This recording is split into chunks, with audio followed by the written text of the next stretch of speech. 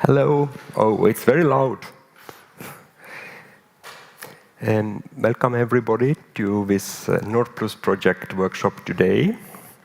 The project Accessibility Means Possibility. And we are 4 partners in this project: Lithuania, Denmark, Latvia, and Estonia. And I'm coming from the Estonian partner, Estonian Chamber of People with Disabilities. My name is Meelis Joost. So you have to tolerate me this morning. And then after coffee break, my colleague will take over, Mari Puuram. She is as well from our organization and working as an expert of accessibility. So firstly, I'm just going to tell how to use the headphones.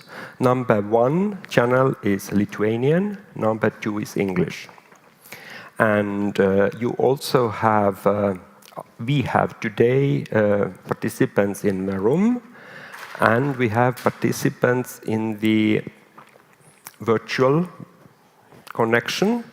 So you have 2 channels in the virtual. One is English, and the other is Lithuanian. So you should be able to navigate that very well. And also you can pose questions from the room and from the Slido, from the virtual. And let's do so that the questions are coming not after each speaker, but before we go for the break or before we are wrapping up.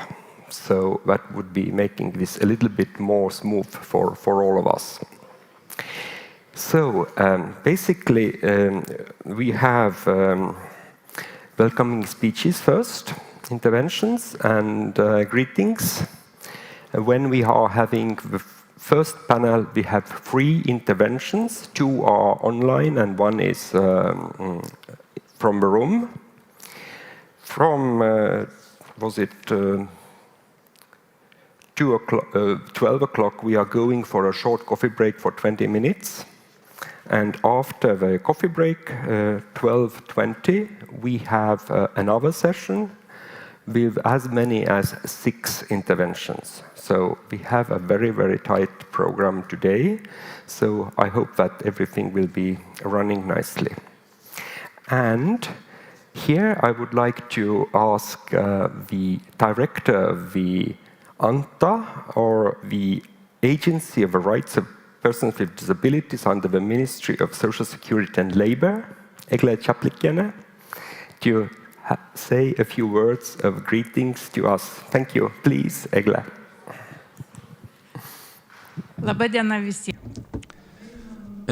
Good afternoon, good morning. I'm really glad to see all of you. Lithuanian participants, also our guests from Estonia, Denmark, and Latvia. We are really glad to cooperate in this format. I'm also very glad that we have been visited by the Nordic Office of Ministers representative Vida. We cooperate so much, we feel almost like co-workers. We cooperate with other countries, with the Office of Nordic countries, and this enabled us to organize this conference about a very important topic called universal design. This is not design in terms of construction, in terms of IT. No, we mean respect for human beings. Universal design is not only equal to possibilities, it equals respect to humans. Our agency, ANTA, Agency of the Rights of Persons with Disabilities, have done a lot of work, and we still continue our work in the area of universal design. We have a very interesting program called Stasis LT. It's aimed at accessibility of buildings, of infrastructure, and every person can open our website and check which particular building is or isn't accessible and meets the requirements. Also, we have several important projects. One of them is funded by RRF, aimed at better communication possibilities for disabled people through information technologies. The operator is asking me to move a little towards the center. So these are aimed at people with hearing disabilities. We have an application which people with hearing disabilities could use to talk via phone with people who can hear normally through a sign language interpreter, but this also means possibilities to participate. Another application is for people with sight disabilities. People can watch movies through this app with audio descriptions, and this is another example of accessibility of arts and culture. What else do we have?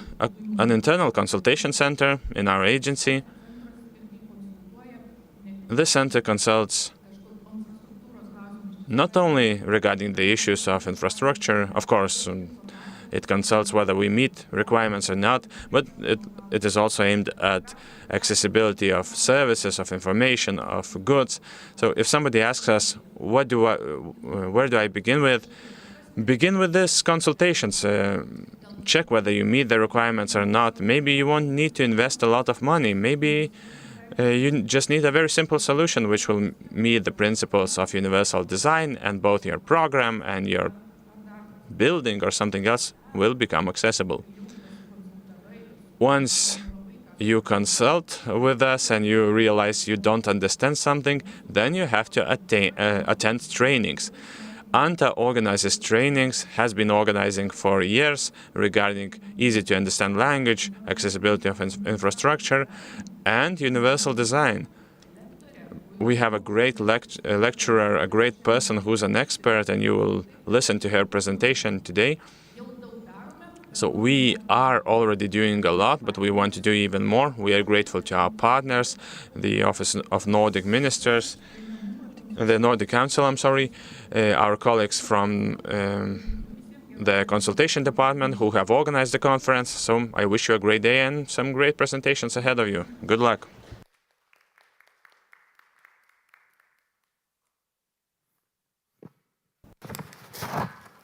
Thank you very much, Egle. So actually, as you understand, this is a Nordic cooperation and Nordic-Baltic cooperation, and it's backed up by the NordPlus project. And we have also Nordic Council of Ministers office in Lithuania. But I would continue.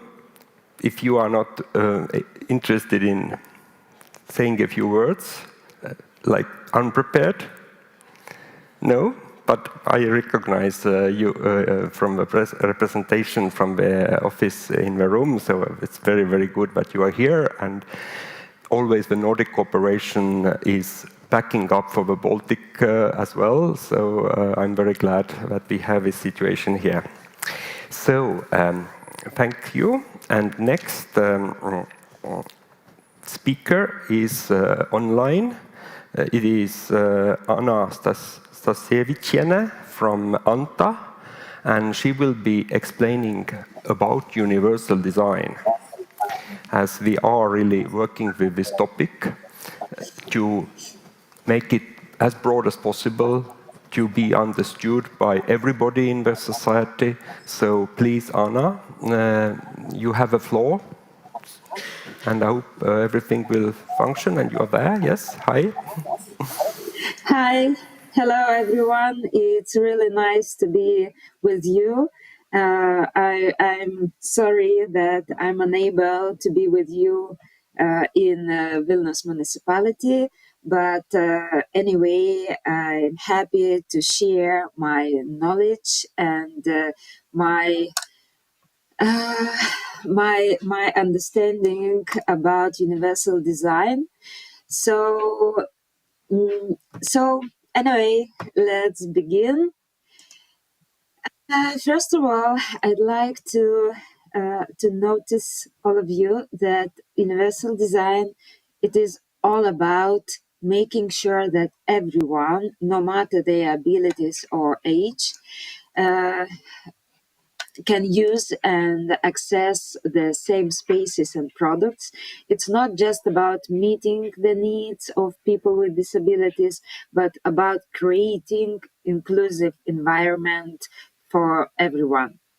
That's why it's crucial for designers, architects, and other specialists to make universal design a top priority. And by thinking about the diverse needs of all individuals, right from the start of the design process, and incorporating things like step-free entrances, accessible restrooms, clear singage, we can make sure that everyone feels welcome and included.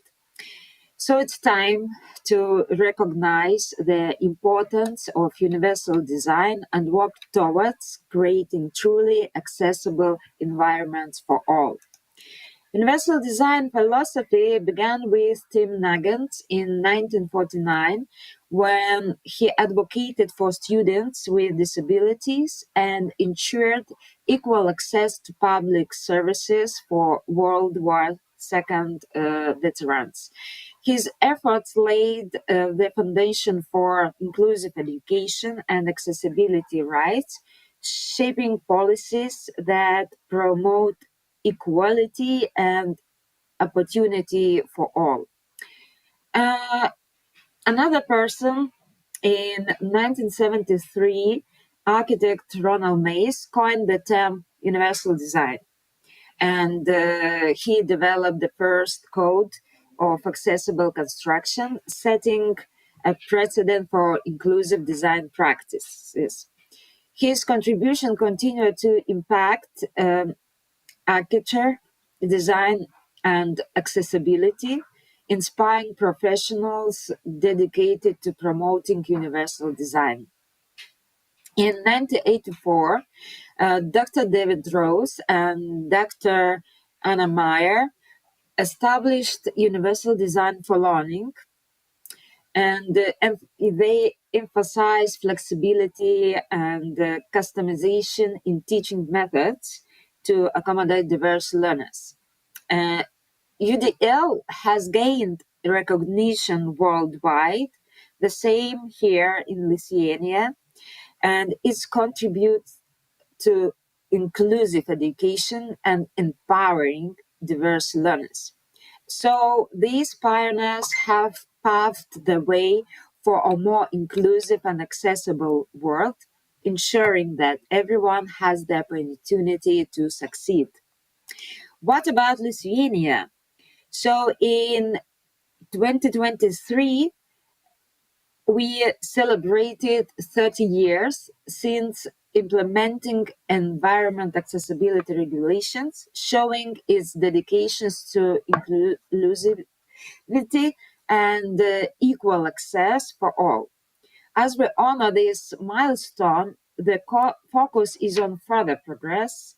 So the government and stakeholders are working together to find innovative solutions, address physical barriers, improve infrastructure, and raise awareness about accessibility. Looking ahead to 2030, a comprehensive program is in the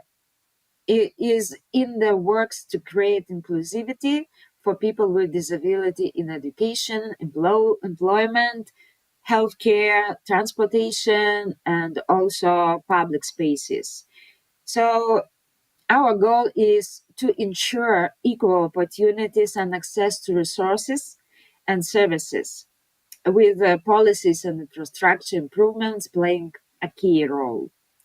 Collaboration with advocacy groups and government agencies will be crucial in driving this initiative forward. And the main goal and the ultimate aim is to build a society where people with disabilities can fully participate and thrive in every aspect of life. So it is clear that our understanding of accessibility varies based on our own experience and knowledge. Um, I've made this year scientific research. So, according these research results, I can say that in Lithuanian society, people are often labeled in a very simplistic way, either with disabilities or without disabilities. This kind of categorizations overlooks the diverse range of consumer needs, resulting in a market approach that treats people as if they are all the same, instead of recognizing and accommodating their individual differences.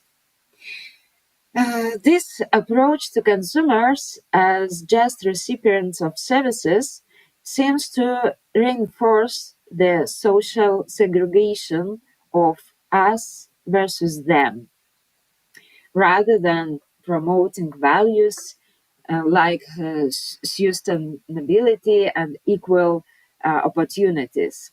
It's easy to assume that people with disabilities are out there, but because of the lack of public awareness, their rights still aren't being fully recognized in practice. A lot of work has been done anyway, and it feels like we have made some progress. But the main question remains, are we still able to truly understand and apply this in practice as all society, not just some individuals who are experts in this field?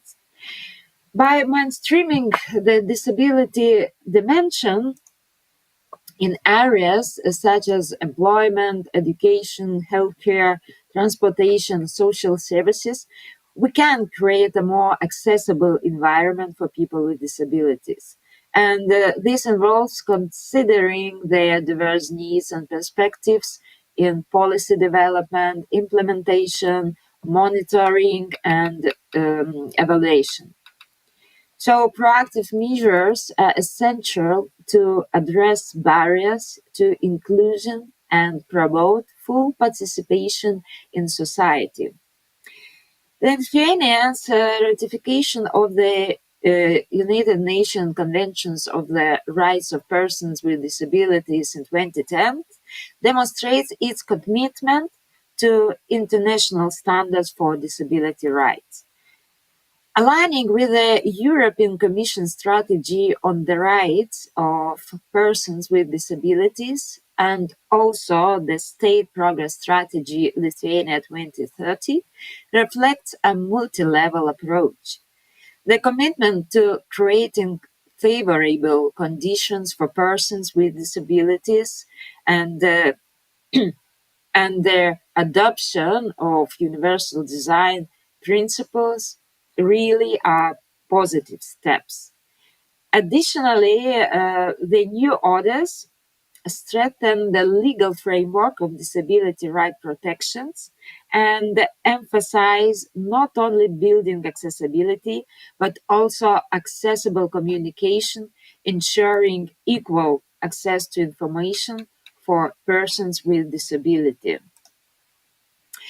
According to the public procurement law, when acquiring goods or services intended for natural persons, including the general public, procurers, employees, or staff, uh, it is generally expected that the technical specification incorporate considerations for persons with disabilities and ensure suitability for all users, unless there are valid justifications for deviation. So, furthermore, alignment with mandatory criteria for persons with disabilities and eligibility requirements for all users, as outlined in European Union or national legislation, is essential.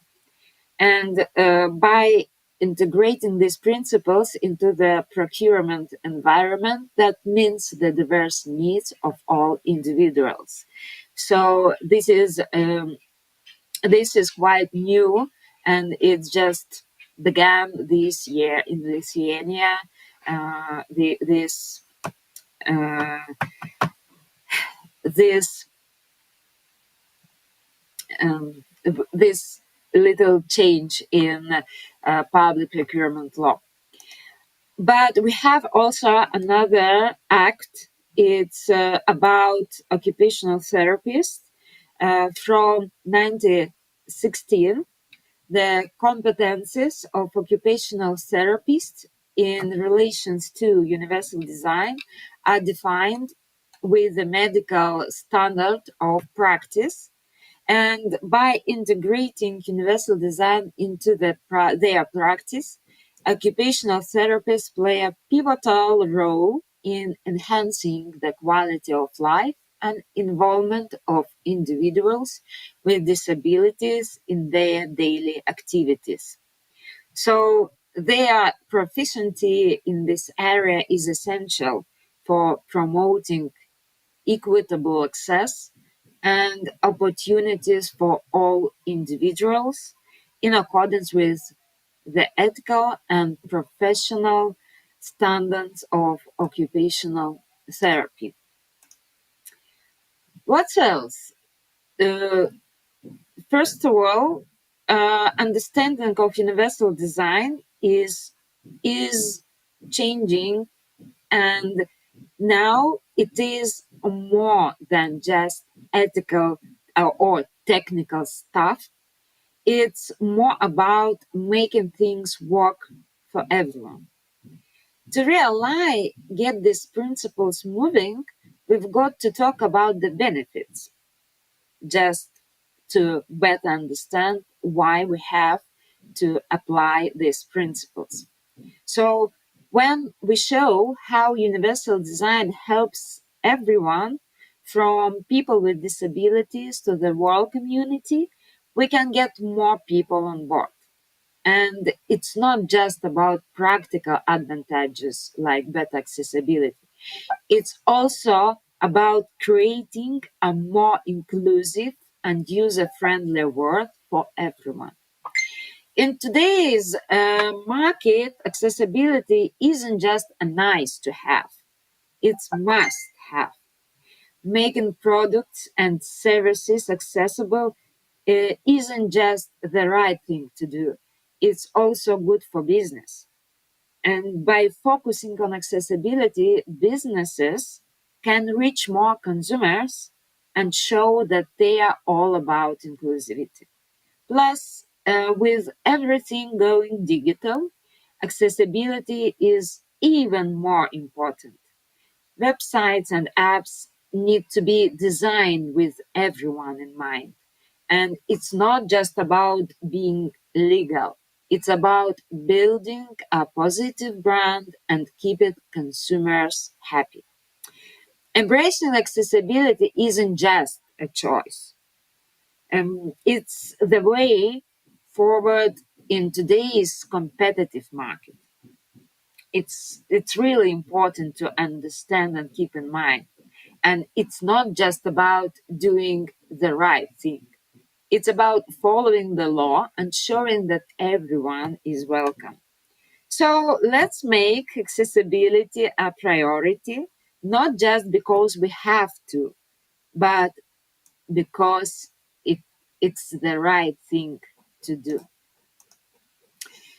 Uh, Now about the myths. So, of course, first of all, people thinks that making things or environment more accessible is very expensive. Anyway, the studies conducted in Canada have revealed that the cost of accessibility for disabled individuals is typically less than 1% of the total cost of new construction. In 2023, a thorough investigation was initiated to determine the true cost of retrofitting existing buildings to a gold Canadian certified standard with a specific focus on schools and work environments. The research uncovered significant barriers in Canadian schools and offices, where accessibility was lacking in key areas such as workstations, seating, signage, and washroom facilities. However, it was found that achieving a gold level of accessibility certification is feasible with minimal impact on the overall replacement cost. In fact, upgrades for office buildings were estimated to be less than 0.5% of the replacement cost, while schools could achieve the same level for less than 1.5%. The key takeaway from this research is that integrating accessibility improvements into routine maintenance, planned projects, and potential funding opportunities can make a substantial difference. Furthermore, many accessibility upgrades can be implemented at little to no cost, demonstrating that achieving a high level of accessibility is both practical and achievable. Another myth, not maybe myth, but just argument for for better understanding why it's very important and useful to use UD principles.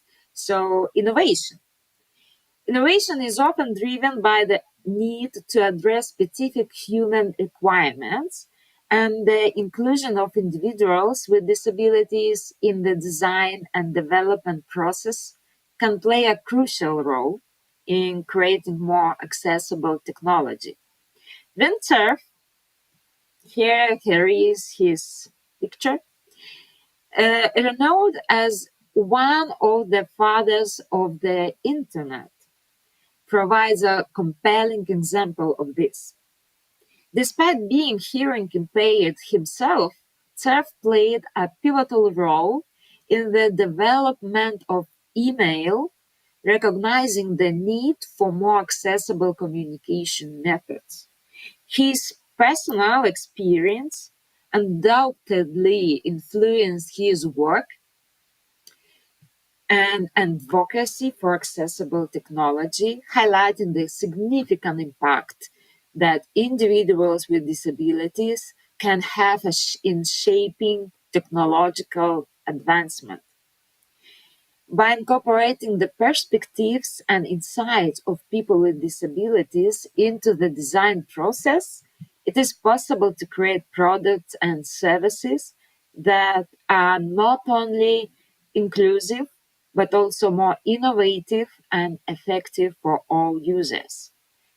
This underscores the importance of embracing diversity and inclusivity in the pursuit of technological advancement that benefit society.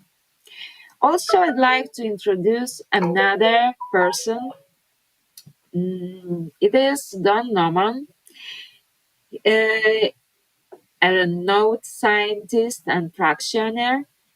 He creates, I think, lots of architects heard the method named human-centered design method, which essentially aligns with the vision of universal design. He has been critical of Apple's approach in the past, stating that the company was ruining design by focusing solely on aesthetics. Norman emphasized that design should not only be about making things look beautiful, but rather about identifying and addressing the real fundamental needs of people. He argued that design is a way of thinking that should prioritize making products easier and more comfortable to use. By criticizing Apple's emphasis on aesthetics, Norman sought to shift the focus back to the core principles of human-centered design. His insights serve as a reminder that effective design should prioritize functionality and user experience above their needs. Sorry. Yeah. So we can move forward and conclude all what I said before. So to effectively apply universal design principles, it's important to keep in mind the basic rules. Firstly, it's okay to be different. And universal design is all about functional design, which means optimizing processes and creating commercial value. And lastly, collaboration among all stakeholders is crucial. So, embracing diversity, focusing on functionality, and fostering collaboration are key to successful universal design implementation. And now, our director mentioned about our uh, evaluation evaluation tool, stasis.lt. So here's the first results. This year, we assessed the accessibility of buildings and found that the vast majority of structures are not accessible to people with disabilities. However, there's no need to despair because now we understand where the weaknesses lie and know where we need to move forward. That's why we are actively organizing training sessions for architects and other professionals, providing consultations to the public, and so on. We were determined to improve the situation and make sure that everyone, regardless of their abilities, can access and enjoy the spaces we create. It's it's a process, but we are committed to making real and lasting change. And the last one message for you, I like Einstein sentence. So anyway, it's fascinating to think about how we approach problem solving, isn't it? Einstein's perspective on dedicating most of the time to understanding and defining the problem really resonates with me. So, if we rush into solving something without truly grasping the intricacies of the issues at hand, we can easily make mistakes. I see mistakes a lot. So I believe that taking the time to analyze and comprehend the problem from all angles is crucial. It allows us to develop a more effective and thoughtful solution. And by embracing this approach in a universal design context, we can ensure that we are addressing the right problem and creating solutions that truly make a difference. It's a reminder to slow down, think critically, and approach challenges with a clear and focused mindset. That's it for now from me. It was pleasure to speak to you in this wonderful conference. Thank you. Thank you very much, Anna. Yes, you all make us applause for Anna. And I'm hoping that you will stay with us, and we will have questions later. As you very nicely put the universal design in the context of our environments and our societies. So there is a big challenge, where a lot of information is there, but where to find it? Are we able to use it practically? And I would like to invite Lina Gulbine, who is the initiator of this cooperation in the NordPlus project, to explain and give us some ideas how we can do it better so that these red dots are diminishing in Anna's last slide. Please. Okay, thank you, Melis. So, I starting my presentation, accessibility equals possibility. You may put here question mark, of course, and I would like to introduce lessons learned from our project, from adult learning. Sorry, yes. And our presentation, my presentation plan is to introduce, shortly, briefly introduce the project, our findings, also our examples. So during the implementation of our project, we noticed that very often people do not feel difference between universal design and accessibility, and I think that is the problem. And I briefly introduce our vision universal design versus accessibility. So the idea to create a model for Universal Design Consulting Center came in the late 2022, and when our agency of persons with disabilities began to implement the development program of accessibility of the environment of persons with disabilities in all areas of their life. And we observed, by preparation of this program, we observed that there are lack of knowledge and the lack of experts who can consult professionals in universal design and in accessibility field. And we decided to create some kind of consulting and knowledge center in the framework of our agency. And here four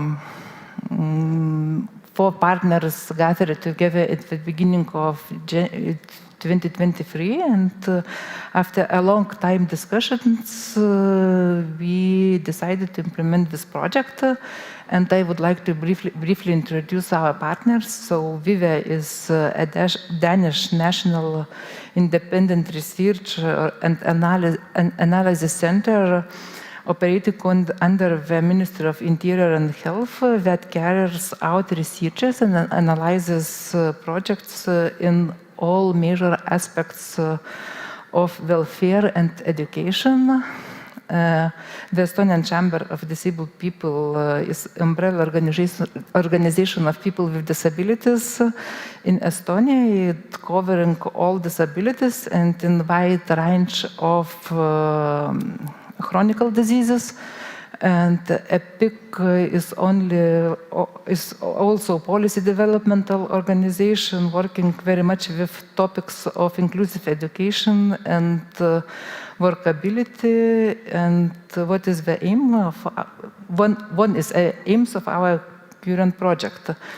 Ministry of Welfare of Republic of Latvia also carries out social policy and to enjoy awareness raising of stakeholders, social partners, provide and takes care of education of very different educational programs regarding accessibility and needs of persons with disabilities. And our Agency of Rights of Persons with Disabilities is also a governmental organization under the Ministry of Social Security and Labor. And our mission is to plan, organize, and coordinate measures of social integration of people with disabilities in order to create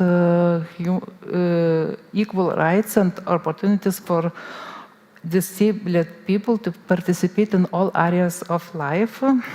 And so you can see that partners are professionals in a particular field, and the partnership was built by uniting organizations that are professional in different fields, but they unite one common idea of to create possibilities and equal participation for persons with disabilities. Partners had several meetings, very long time discussions regarding vision of the project, and so we are in this position today. Our target group is the agency knowledge center experts providing specific knowledge and training in a particular field. Adult educators working with professionals of environment, professionals working with physical and informational environment, and also our interact group, our society, persons with disability, elderly persons, young parents, and other. And our vision is to build a friendly society. And what friendly society means for us, it's a community where all individuals feel welcomed, respected, and valued regardless of their background and ability.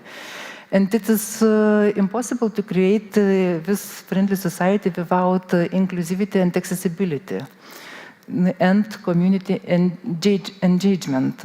And here I would like to introduce a little bit the Danish model, Danish program of ABC, that means act, behave, and commit. And act means, refers to taking deliverable, sorry for my perfect English, of course, actions toward achieving specific goals and making changes.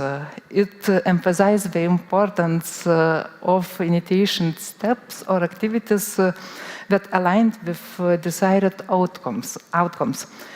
Behave, that means involves adopting behaviors that are consistent with your goals.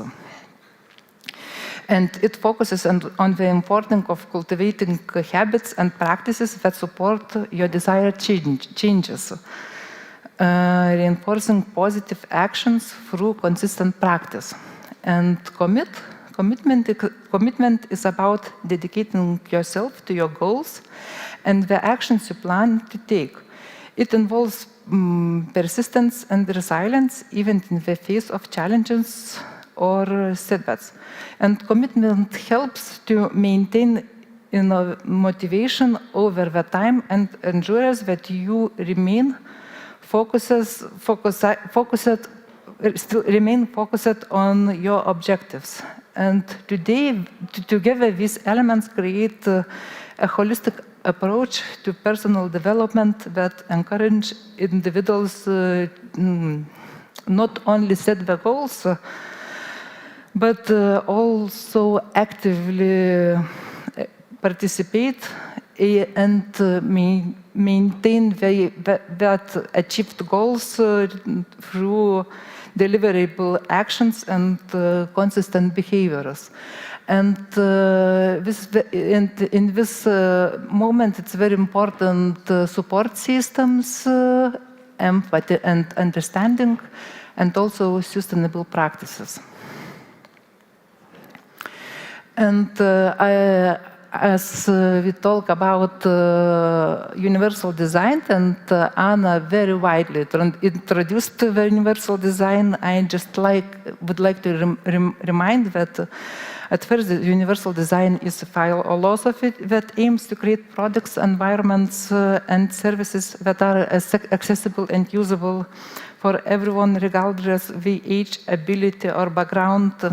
And it's an approach who focuses on inclusivity, ensuring that all people can participate fully in society. And also, it means friendly society by promoting inclusivity and accessibility for everyone. And here are some key ways that it contributes to more welcoming environment, that inclusion, that universal design ensures that people of all ages and abilities can access public spaces, buildings and services. Also, it's improved accessibility by incorporating features such ramps, wide doorways, and clear signage, also in other information, and changed interaction that encourage interact among diverse participants and diverse communities. So, what we learned from the project?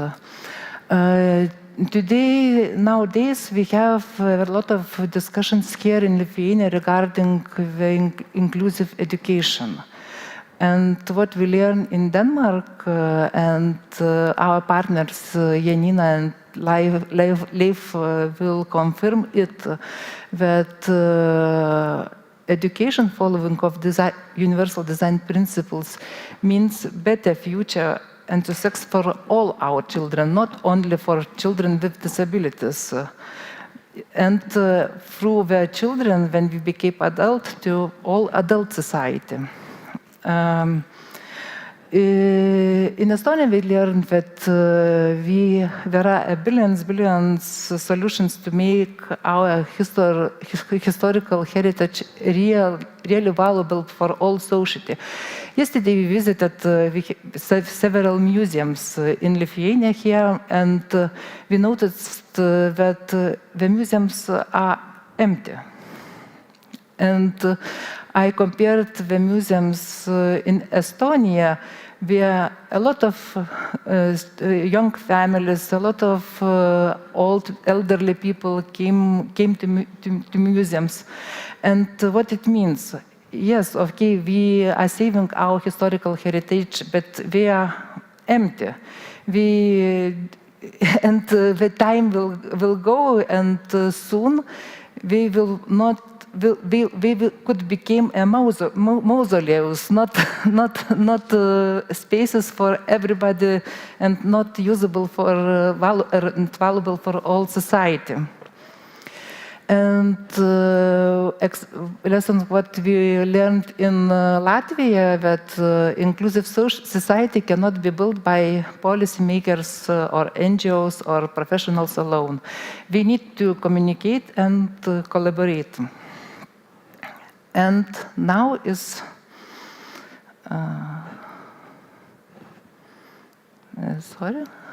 about our consulting center. We are very proud of it, indeed, of course, and we developed the model at the beginning of the project and started the piloting on this in our agency. And what can I say, and Sandra will present it later, that it's really very succeeded model. Baltic states are currently only on the beginning to move from concept of accessibility to the concept of universal design. And Nordic countries have worked with universal design over 30 years. So we have a lot of to teach from them, to learn from them, but we done during this year a lot. Last year, 2023, it was adopted the recommendations to the public sector of the provision of information for persons with disabilities through accessible means of communication. And we started very big work with consulting, with training, how to make public sector websites, public sector information accessible for persons with disabilities. That means that public sector must develop the main information about their services in easy-to-read language and in Lithuanian Sign Language, and to publish this information in their websites. Also, we must to provide information in accessible ways for person with disability upon the person's requests. So we started training in how to prepare the information in easy-to-read way, how to prepare the information which could be readable by a blind person or by person with low vision. And until now, we trained more than 2,000 persons in this case.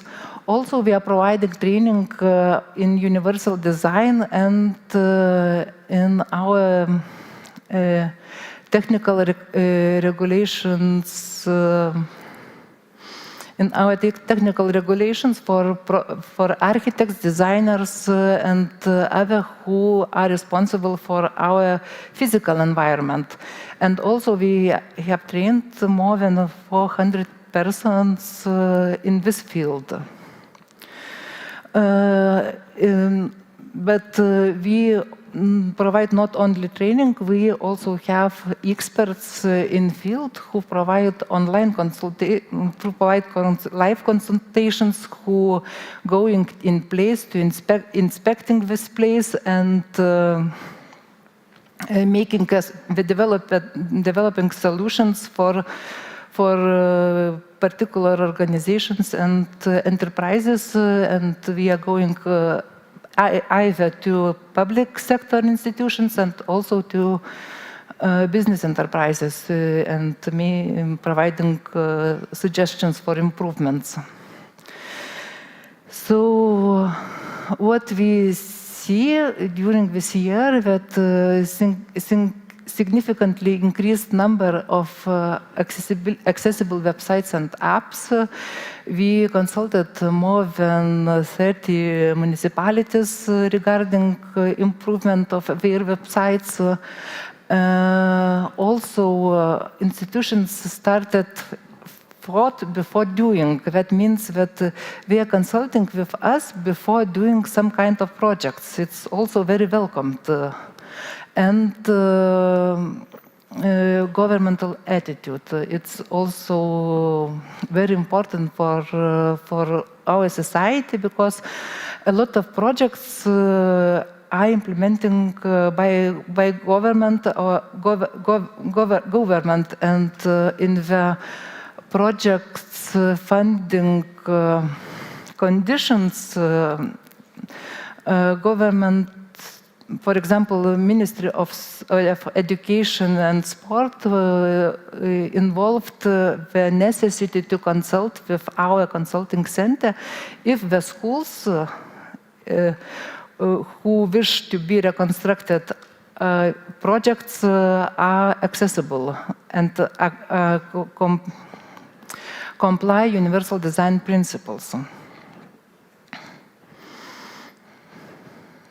Next slide, please.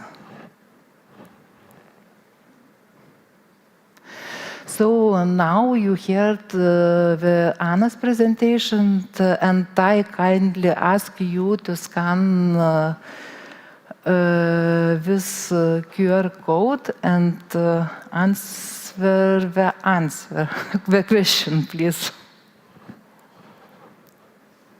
Could we see online the voting?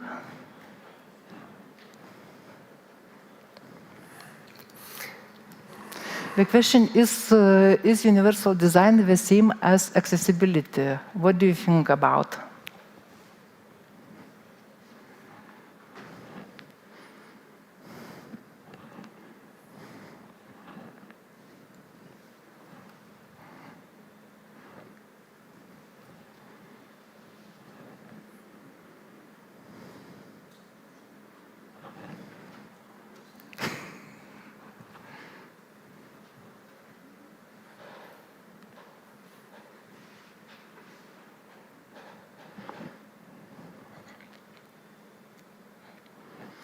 So, I see something is voting.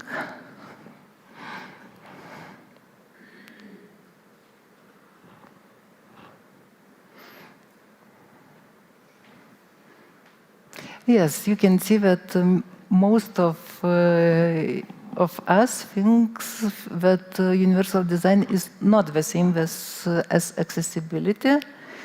Something I think yes, and some things maybe yes, maybe not. Okay, let's see. Wait, sorry.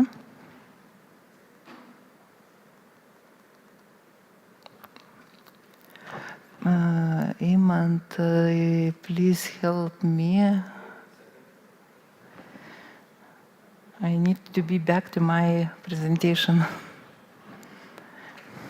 Yes, so despite the universal design being a thing since 1980s, there is still widespread confusion regarding it today, because most of us still now thinking that universal design is only for persons with disability. But I would like to provide Ron Maer's description of universal design, which was developed in 1985. That universal design is design that's usable for all people to the greatest extent possible, without the need of adaptation and specialized design. So, for the sake of this my presentation, I am going to substitute accessible to for usable by, but the intended meaning of a definition remains essentially the same. So, and as I told that many people very hardly goes from thinking that accessible applies only to persons with disabilities, and it's not really so, because accessible design is accessible, that means capable of being reached, capable of being used or seen, capable of being understood or appreciated. So if you can dedicate that this thing and this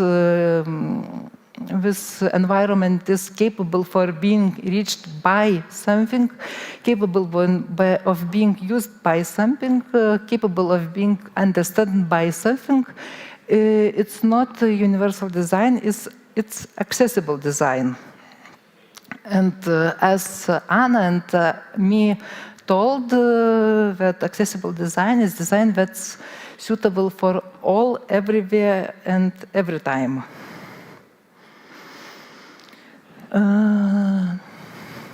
But of course, the universal design and accessible design, they can complement each other.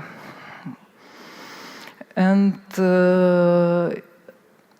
also, if we told that universal design, that we making something in universal design way, it could be understood like it is accessible for all our social groups, like and other way accessibility strengthens the universal design at all.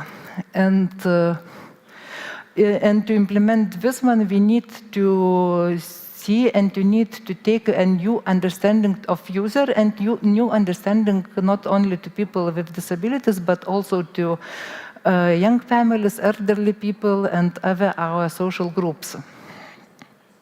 So conclusions that universal design is also a new methodological approach that requires knowledge and skills to apply it, and it is very important that universal design is incorporated as an element in the early stages of a project, as I told before, and understanding that you need to know and you need to recognize your users and the users' needs before they're starting to make something and do something.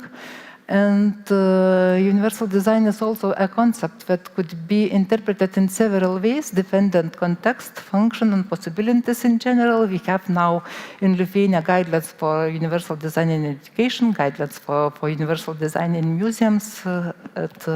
We work in very similar, but something in a different way. And we all need to get through a door, of course, but we do not all need to go through this door by the same way. Thank you for your attention. Thank you. Thank you very much, Lina. And you were sort of telling that Nordic countries have maybe 30 years of universal design thinking behind them. We still here often have accessibility and universal design not the same but very close to each other and having struggles getting people to work in the right direction, but every step of course is a step in the right direction anyway. So here next I would like to invite our Nordic experience by Bevika Foundation, Camilla Rühl, who is leading the Universal Design Hub, I understand it like that. And here we are. Camilla, please, we are keen to listen to you, so go ahead. Thank you. Thank you for the invitation, and I'm sorry I can't be in the room, but I'm very happy that you found this way of solving it. Let me see now, something happens on my screen that is not supposed to. Hang on. I think I need to click here to get my, there's my presentation. I have, oh, hang on, my screen is going bananas. So thank you for the invitation, and I'm going to talk a little bit about our foundation and the way that we work with the universal design within the foundation, but also in that sense a little bit about the Danish context. And I was listening to the previous talk and also heard that you said that we are, well, one of you just said that we are sort of 30 years into the experience working with universal design. And in that sense, the Danish context differs a little bit from the rest of the Nordic, that we haven't really latched on to universal design until sort of the last maybe 5 to 8 years. So in that sense, we might still be a little new, but the development is happening very rapidly here, and universal design as a concept is growing tremendously fast. And we in the Bevika Foundation are trying to sort of offer knowledge and experience and expertise in actually introducing and interpreting universal design in the Danish context.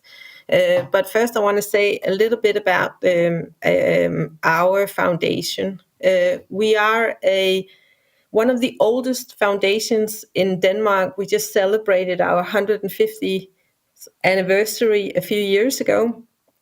And we were established by 153 years ago by this pastor, Hans Knudsen, as a reaction to the way that people with disabilities in Denmark were not treated equally or in a dignified manner. Our foundation was established to assure equal opportunities and dignified lives for people with mobility impairment. And that is actually still the mission that we are sort of trying to serve and meet. But even if we still have this focus on people with mobility impairment, we have adopted universal design as a strategic tool, and in doing so, very deliberately, we are also expanding our understanding of users and persons with disabilities to sort of include the whole sort of realm and reality of impairments and different abilities. So we are not, as long as we are working with universal design, we are including everyone with different abilities, but hence also people with mobility impairment. In our current strategy, we are focusing on research-based knowledge, and implementing universal design as a core parameter in further education in the Danish setting. So we have a very strong focus on research and education and dissemination. But we also do strategic partnerships in general, and we always aim at working in partnerships. So we always try to avoid to enter projects and collaborations alone, but would rather work with more partners. And we also in our partnerships, whether they are based in education or other settings, we always bring in knowledge. We, of course, we bring in financing, but also knowledge of universal design and ableism. So that's kind of the sort of the basic aspects of how we work as a foundation. Let me see. And including or sort of adopting universal design as the core strategic tool in everything we do, in every partnership, in every collaboration and every discussion and public debate. We do it because we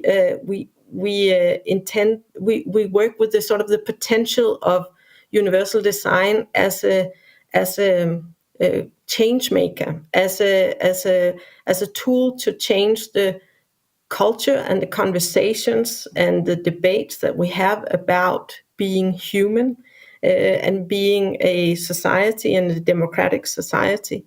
We use it as an offset for a discussion or a conversation to challenge our individual and mutual blind spots, and to maybe challenge this tacit and unaware maybe understanding of a them and us approach. So we see universal design as a key maybe to open doors into new conversations and new understandings of what it means to be human also in a democratic society. And then we also in our foundation see and understand universal design as an interdisciplinary tool. So even if the concept grew out of architecture and design, we in our work consider it as an interdisciplinary and multidisciplinary tool. So that's also how we work with it. We stand on Ron Mace's original definition of universal design in the way that it's been integrated into the CRPD, the UN CRPD, which is the one I have on the slide here. We use that because that is the globally accepted and acknowledged and ratified document And that doesn't mean that we don't recognize alike concepts like inclusive design or design for all or human-based design, but we use universal design and we refer to the UN CRPD. And we also refer to the UN CRPD definition because it includes not only products and environments, but also programs and services, and in that sense includes the entire sort of frame of the lives that we live. So that's sort of our framework and our offset. We see mainly universal design as a means to design an inclusive design society, but also a means to secure the pledge from the UN SDGs, the Sustainable Development Goals, of leaving no one behind. So we also, in our work in the foundation, try to match those two agendas, inclusive and universal design, with the UN SDGs through the pledge of leaving no one behind.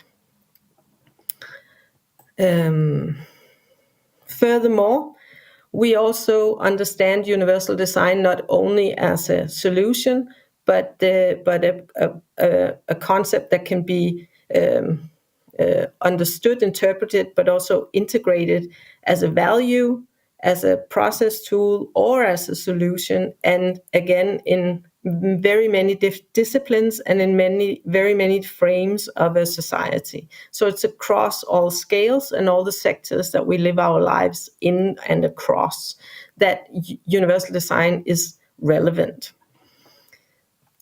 And I also brought Steinfeld and Meisel's sort of newer definition of universal design because even if we stand on the UN CRPD definition, we also find a lot of inspiration, and we often point to this newer definition because it emphasizes the importance of process and universal design as a process tool, and not only as a definition or a guideline tool to a specific solution.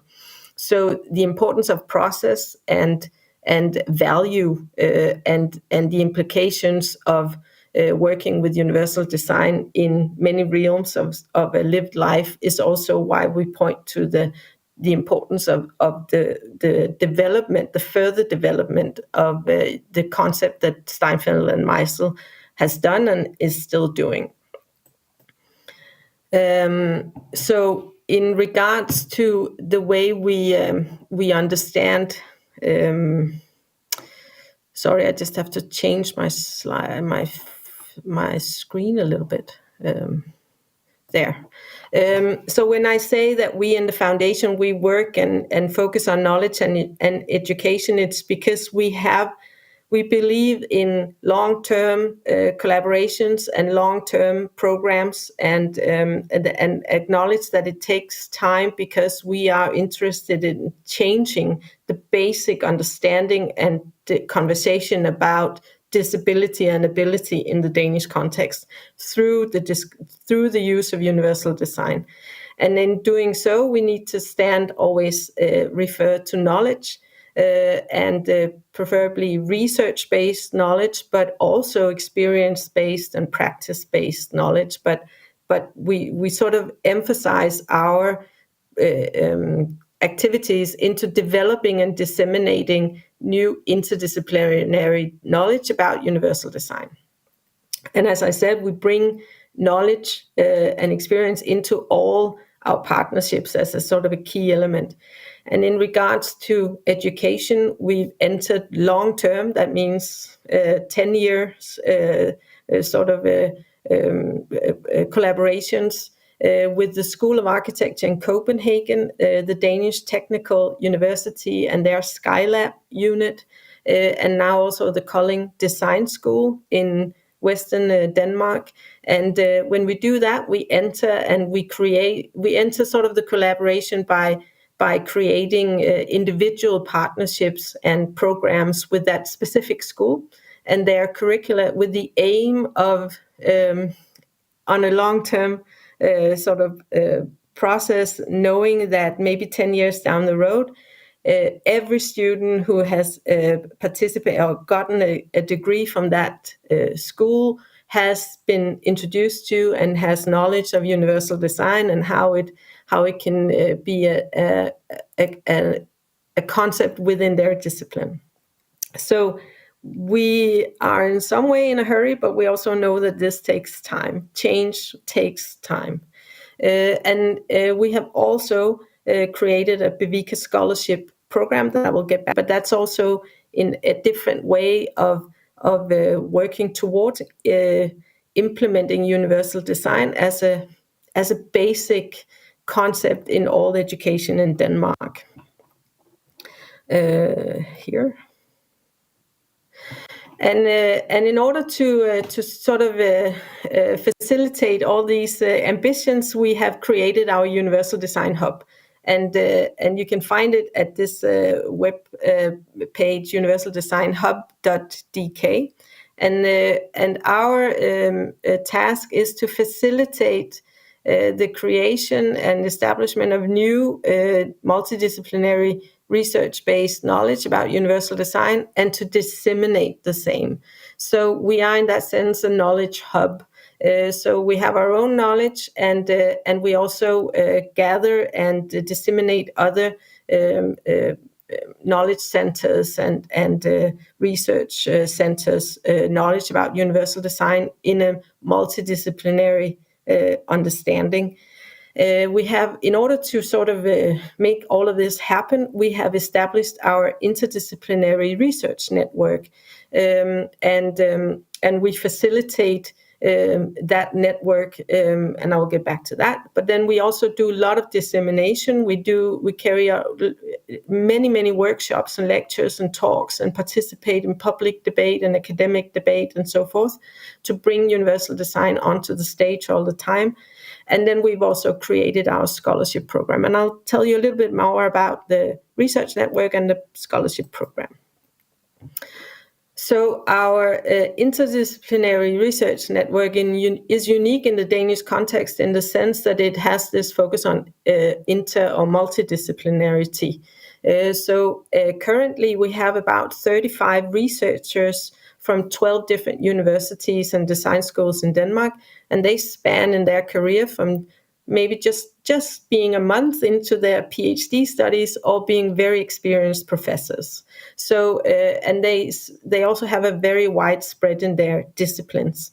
We bring them together 4 times a year, once every quarter.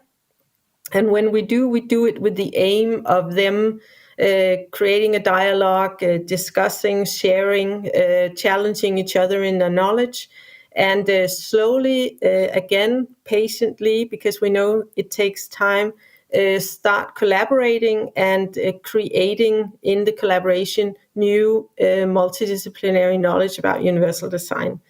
So we try to facilitate that they can publish and together, or they can disseminate. We bring them into our other strategic networks and partnerships as experts.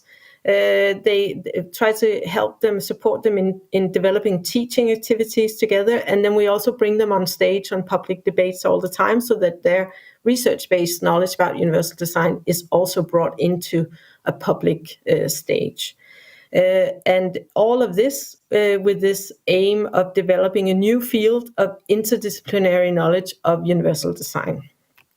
And one of the many sort of activities that has now sort of happened within the network is only, I think, 3.5 years old, is their first anthology, and this QR code will bring you directly into the website where you can download the anthology in an open access, free of charge version.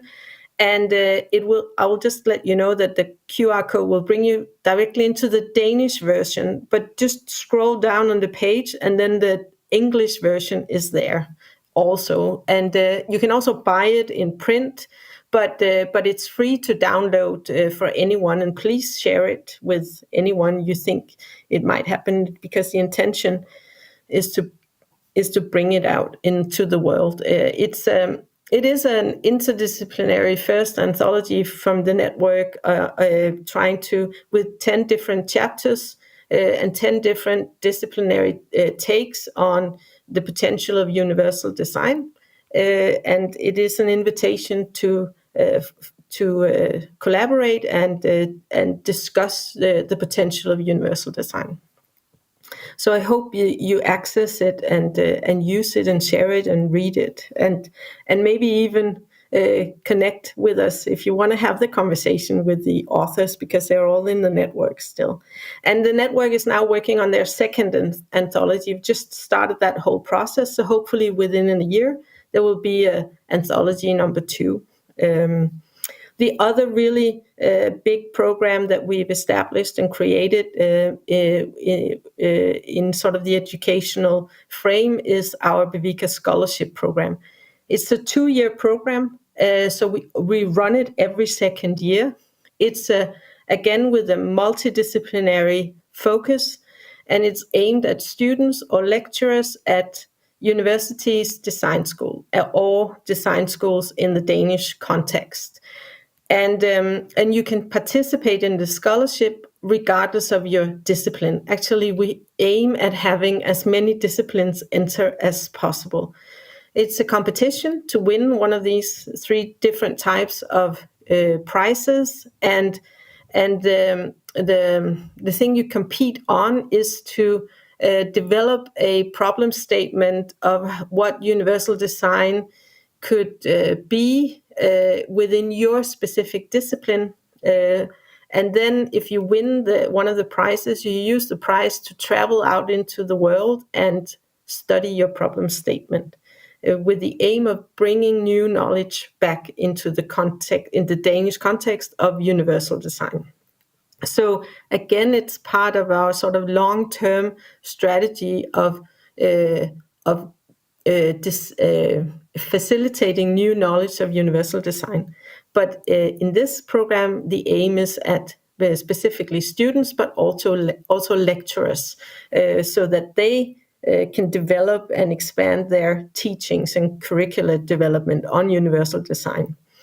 And the link here will take you to the profile page of the 19 prize recipients from our first round of scholarship winners.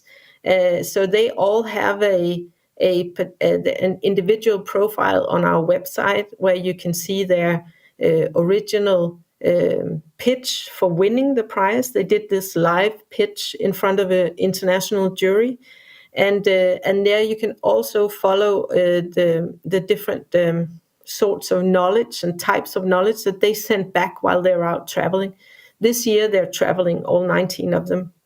So they sent information, new knowledge back, and we place it all out on their profile, and it can be LinkedIn postings, but it could also be blogs or reports or scientific articles. It all differs because the discipline differs.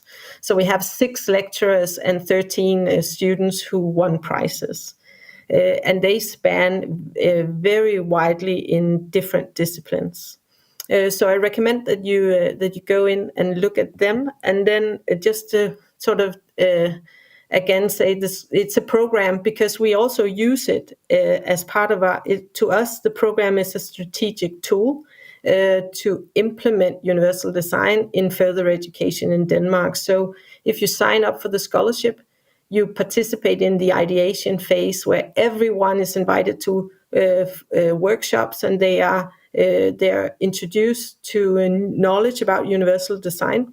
Then they submit their proposal for the competition, and if they become a finalist, then they go into the creation phase where they also have workshops and new knowledge and more knowledge, and they are meeting experts, and they are further refining and developing their project proposals, which they then live pitch, and then they win small or large different prizes, and then the last phase is the investigation phase, where they travel into the world and actually develop new knowledge about universal design that they bring back into the Danish context when they're finished traveling.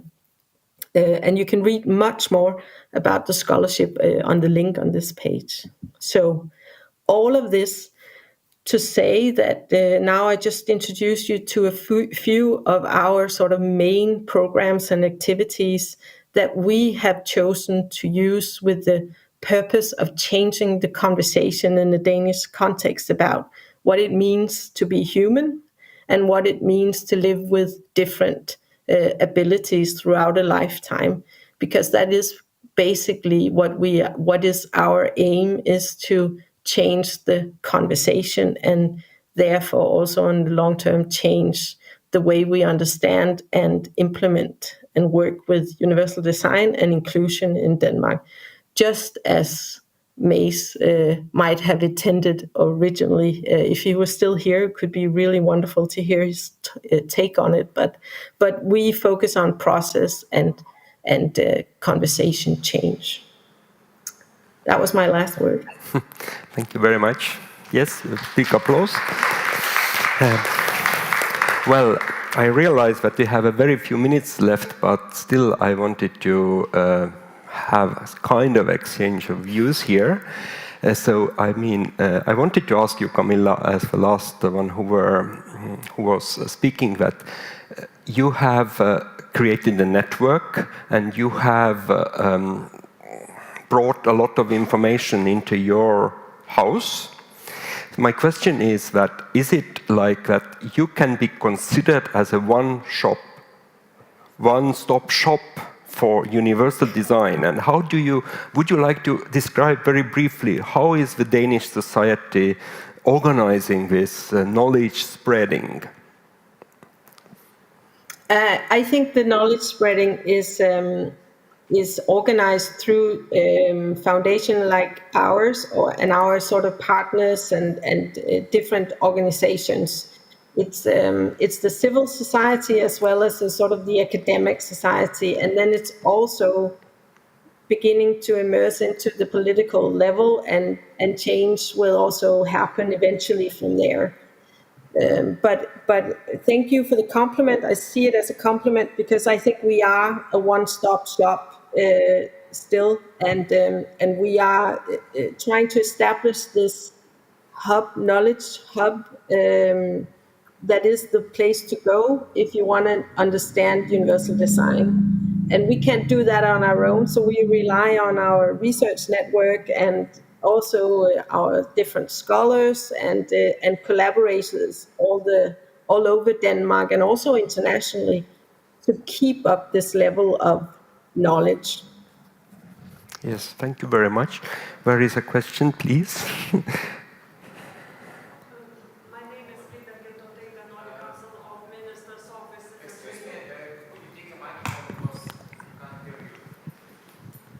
No, I can't hear. It's coming. Vida from Nordic Council of Ministers office in Lithuania. I have a very short question. I appreciate that you you have a broad network to engage public debate, but my question is how you work with journalists and media in disseminating knowledge. Mm-hmm. Thank you very much, Vida. Thank you. That's a very good question also. The Universal Design Hub is a young organization. We've only existed for 4 years. Within those 4.5 years, our foundation has grown from being a 2-person organization to 12 people. And in the process of that, communication, public affairs, and media collaboration is part of that. So within the last 2 years, we have a strategy for that, but it's also to say that it's still quite new.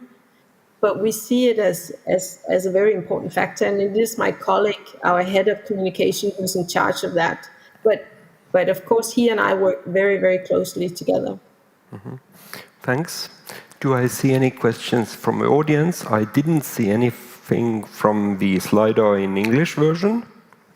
But I wanted to address also Anna and Lina from Anta, that you are now, like we have been having this cooperation for over a year or something like that. And this need for information is great, that there are stakeholders who want to become better. They want information, and they are discovering that it's so much information that it's impossible to navigate. So how do you now feel is the initiative you put up in Anta something which you can continue having and developing? Sometimes it's simply so that you have a cooperation, it's a lot of efforts put into it, and later on you won't be able to continue with it because the dedicated means ended. So how would you comment that from your side? Is it Anna who wants to take it, or maybe Egle?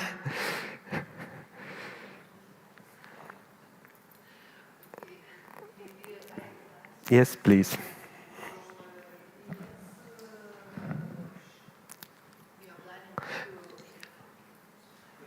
Yeah. Yes, we are planning to continue with knowledge center, consulting center model in the second year. So maybe we reorganize something based on our this year experience, but we saw that it's very important and society needs for consultation. And now Sandra, who is responsible for consulting center administrating, she receives a lot of inquiries, and inquiries amount is increasing. Mm-hmm. Thank you very much. Yes, I think that is a good path to go. So good luck for this. And do we have some reflections? Anna, you have a reflection on this, and Camilla as well. Yes, I'd like just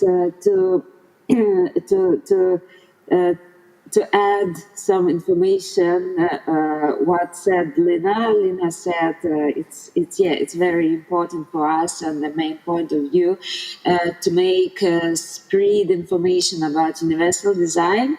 And as I mentioned before, we are organizing training sessions on promoting universal design, and also we are developing e-learning courses that will it will launch to provide more people with the opportunity to learn about universal design, and we are excited to spread this awareness and knowledge about universal design, and we believe that these training sessions will be beneficial for everyone involved. Mm-hmm. Thank you. Camilla, please. Your microphone is off. That it is? No. Oh. It's fine. Now it's on. Yes. I just wanted to add that it is a huge task, and we also get an increase in people who want to know more, get more help, and especially sort of show us the good cases and how to do it. How do we work sort of tangibly with the concept of universal design? And it, to me, it just emphasizes the importance of this network and this meeting that you're having here, that we need to collaborate between us in different universal design centers, because none of us know it all, and we're building this, and it's very important that we share our knowledge and collaborate amongst us. So I'm again very grateful that you invited. And I also wanted to mention that you have Leif Olsen in your room there, and he's both a member of our research network and editor of our anthology. So please ask him all the questions the rest of the day. Yes, Leif is here. Thank you very much. And I have got this green book also already. So thanks. I think thank you very much, all the presenters, everybody who have been listening and participating. So we are now 5 minutes late, but I would say still that let's come back 12:20 to this room and continue with the second panel, and my colleague Mari will be chairing this session. Thank you very much, and I hope that everybody will be still with us in the virtual world as well, so don't go anywhere. Thanks.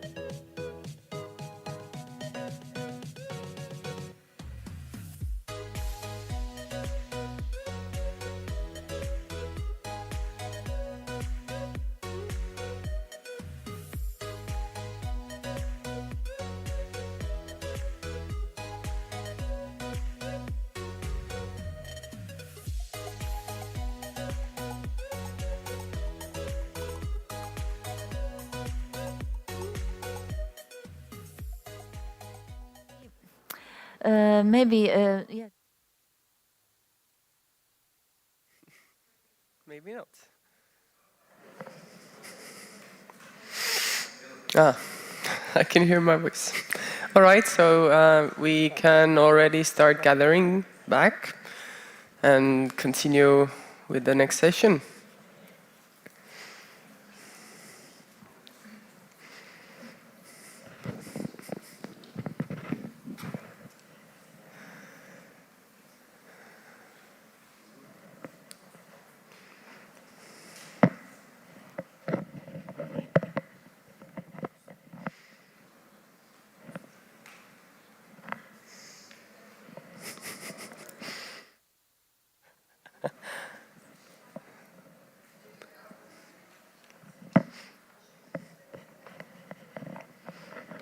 All right, come on, people.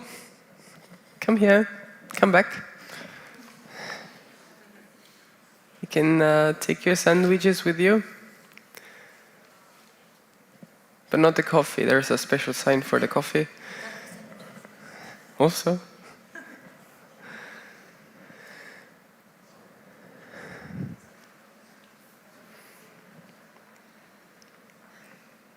Okay, so we're 5 minutes late already, which means that I'm going to be really straightforward and concrete.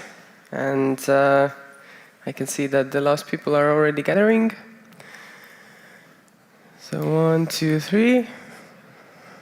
All right, so you can finish your sandwich there. And we are going to start already here. So, hi. And welcome back to the afternoon session, everyone joining us online and here in the room at the Vilnius municipality. My name is Mari Puuram, and I'm an accessibility advisor at the Estonian Chamber of People with Disabilities. This is my everyday work, and I love it. This afternoon session is going to be about lessons learned and inspiration to move forward. So we are actually, our next presenter is going to share visions and struggles to understand and use the concept of universal design. And she's also going to share examples cross-country and cross-professions. So please welcome Dace Campenusa, who is a senior expert in social services and policy of persons with disabilities at the Department of the Ministry of Welfare of Latvia. And she's also involved in various initiatives aimed at supporting individuals with disabilities, including financial aid and services to mitigate the effects of disability. So please, a warm welcome. Thank you, Marie. Thank you. Thank you, Marie. And yes, my name is Dace Campenus, and I'm coming from Ministry of Welfare of the Republic of Latvia. And yes, my presentation will give the Latvia's perspective on experiences and lessons we learned during this year. And first of all, I would like to thank NordPlus Adult Program for financing the project, and to all our wonderful partners in this project in Estonia and Denmark, and especially to our hosts and the coordinators of the project, Agency on the Rights of Persons with Disabilities in Lithuania. This year was really valuable as we learned from each other and exchanged good experiences. It was really, really valuable. In this slide, I would like to give a little bit legal framework on disability rights as a part of international human rights documents. And as previous speakers already told, that the main document actually also in Latvia is United Nations Convention on the Rights of Persons with Disabilities, and the understanding on disability has changed radically in these last 10 years with the adoption of the convention. And convention completely replaces this previous medical understanding on disability, where the person with specific diagnosis was a problem. And this, the convention replaces this old medical model with a human rights approach, where the diagnosis is not actual problem. The problem is the society with environmental barriers, which hinders persons with disabilities on full and equal participation in the society. And a convention also gives this definitions. In the Article 2, it's a definition of universal design, as Camilla already told, and also Article 9, definition of accessibility and state parties' requirements, how state parties of the convention should act, actually. And there are 100 million persons with disabilities in Europe, and Latvia, these are more than 200,000 persons with disabilities with an official disability status. But I have to say that universal design and accessibility is not something reserved for them. As previous speakers told, that universal design is something that helps everybody: elderly, small people, persons with temporary or long-term movement or sensory impairments. And I have to say, when I speak about Latvia, we are not so precise in using these both terms. Yes, we had a lot of discussions about using definitions with our project partners, and Leif from Denmark will go deeper about our thoughts about that. But I have to say that in Latvian legal acts, we most often we use a term accessibility and accessibility requirements, and of course it's more easy to measure accessibility because universal design is a broader concept, and it's our goal, actually. And yes, some words about convention in Latvia. The convention is ratified 2010, and implementation is coordinated by the Ministry of Welfare together with the National Council on Disability Affairs. Monitoring responsibility is under the Ombudsman, and yes, the most important part is actually involvement of civil society and awareness raising. Yes, and now some examples how convention really work in Latvia. I have chosen some examples, actually 3 examples from 3 different perspectives: private sector perspective, public sector perspective, and NGO perspective. And yes, these are examples how we take the ideas from the convention and implement them in very concrete projects which helps people. And these were examples which were of interest to our project partners and maybe will be interesting to the audience of the conference as well. The first example from the private sector perspective, we have a very good language technology enterprise in Latvia, which is actually Baltic enterprise, and one of the leading speech-to-text technology enterprises in Europe. And in the recent years, they created, in partnership with Microsoft, an assistive technology for students with hearing impairments. So what it means, the teacher in the classroom with students with hearing impairments, the teacher wears cordless microphone and speech recognition technology, this artificial intelligence tool, and as a result, the real-time captions of spoken content can be displayed on interactive boards in the classroom or personal computers of the students or mobile devices. So the solution was tested in several schools in Latvia, and what is interesting, excited about this new solution was not only the pupils with hearing impairments.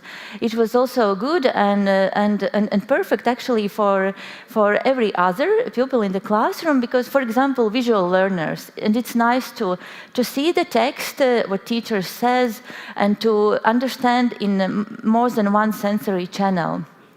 And I think it's a good example how we use a product not only especially for a small group of pupils with a specific disability, but actually everybody can use, and the product is designed so that everybody can use it. Okay, my second example is from the public sector perspective, and I would like to share experience from my institution, Ministry of Welfare of Latvia. And in recent years, actually every European Union country had a very tough task to transpose the directive of accessibility, or European Accessibility Act. What it means that you take the directive and each country should transpose and implement it in our own legal system.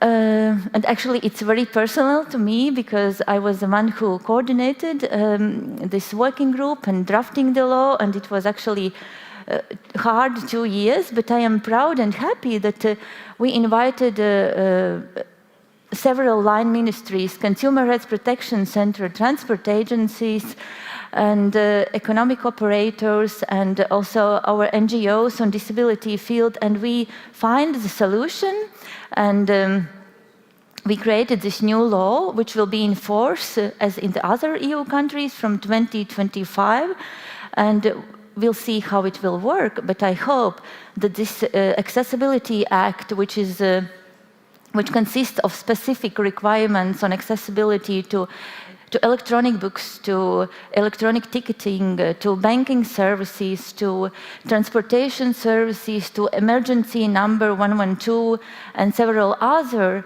This new act will really help people, not only people with disabilities, but to many others.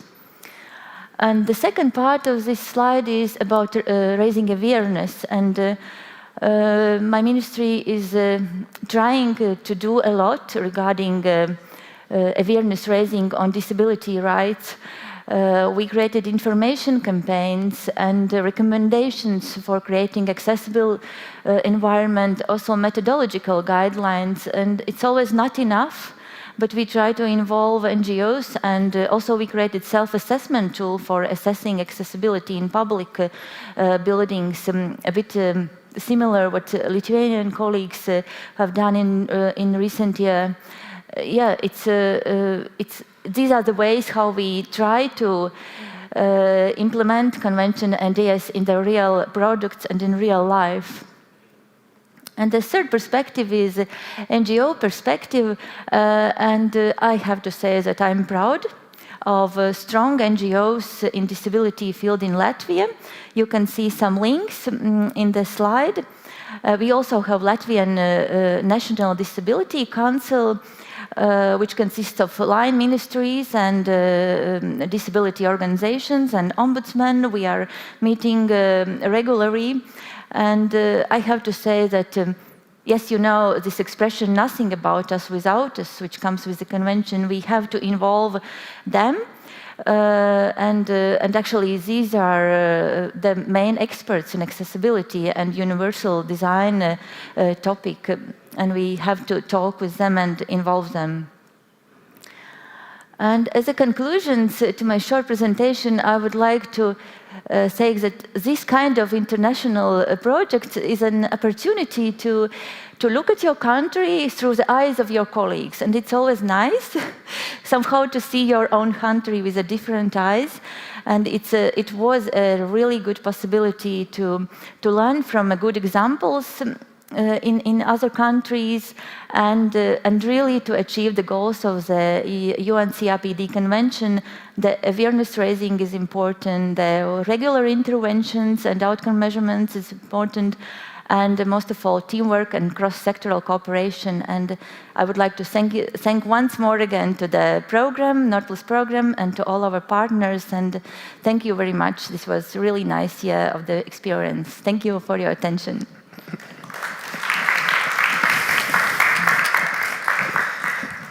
Thank you, Tate, for sharing the good examples from Latvia, and also for the insights on the project. I also thank you for showing how to include civil society can provide some answers and help to find better solutions, and also to take into account the user's point of view.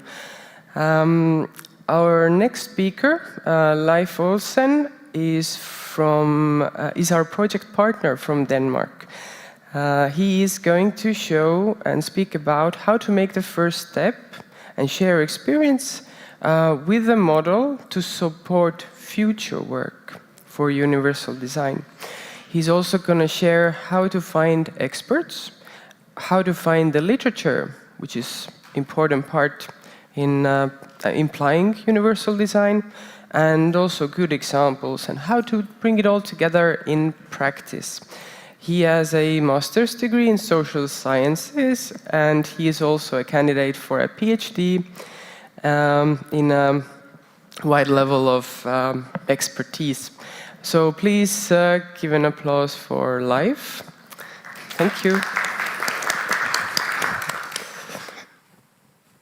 Thank you very much, Marie, and thank you for having the opportunity to share some experiences which we have gained in this inspiring partners work for almost a year, I think, or a little more. What I'm going to share with you is some insights from what we call our model to enhance learning and collaboration for integrating universal design in solutions for all. So this could be some kind of a model which is not a model, how should I exactly do, but a model for, it could be a wise thing to consider the things which are in the model in the work we're going to do.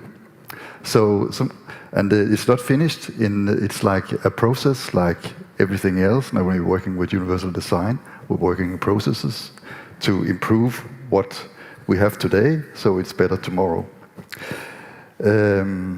And as you see, we come with this model, we try to go from the concept, the values, to the solutions.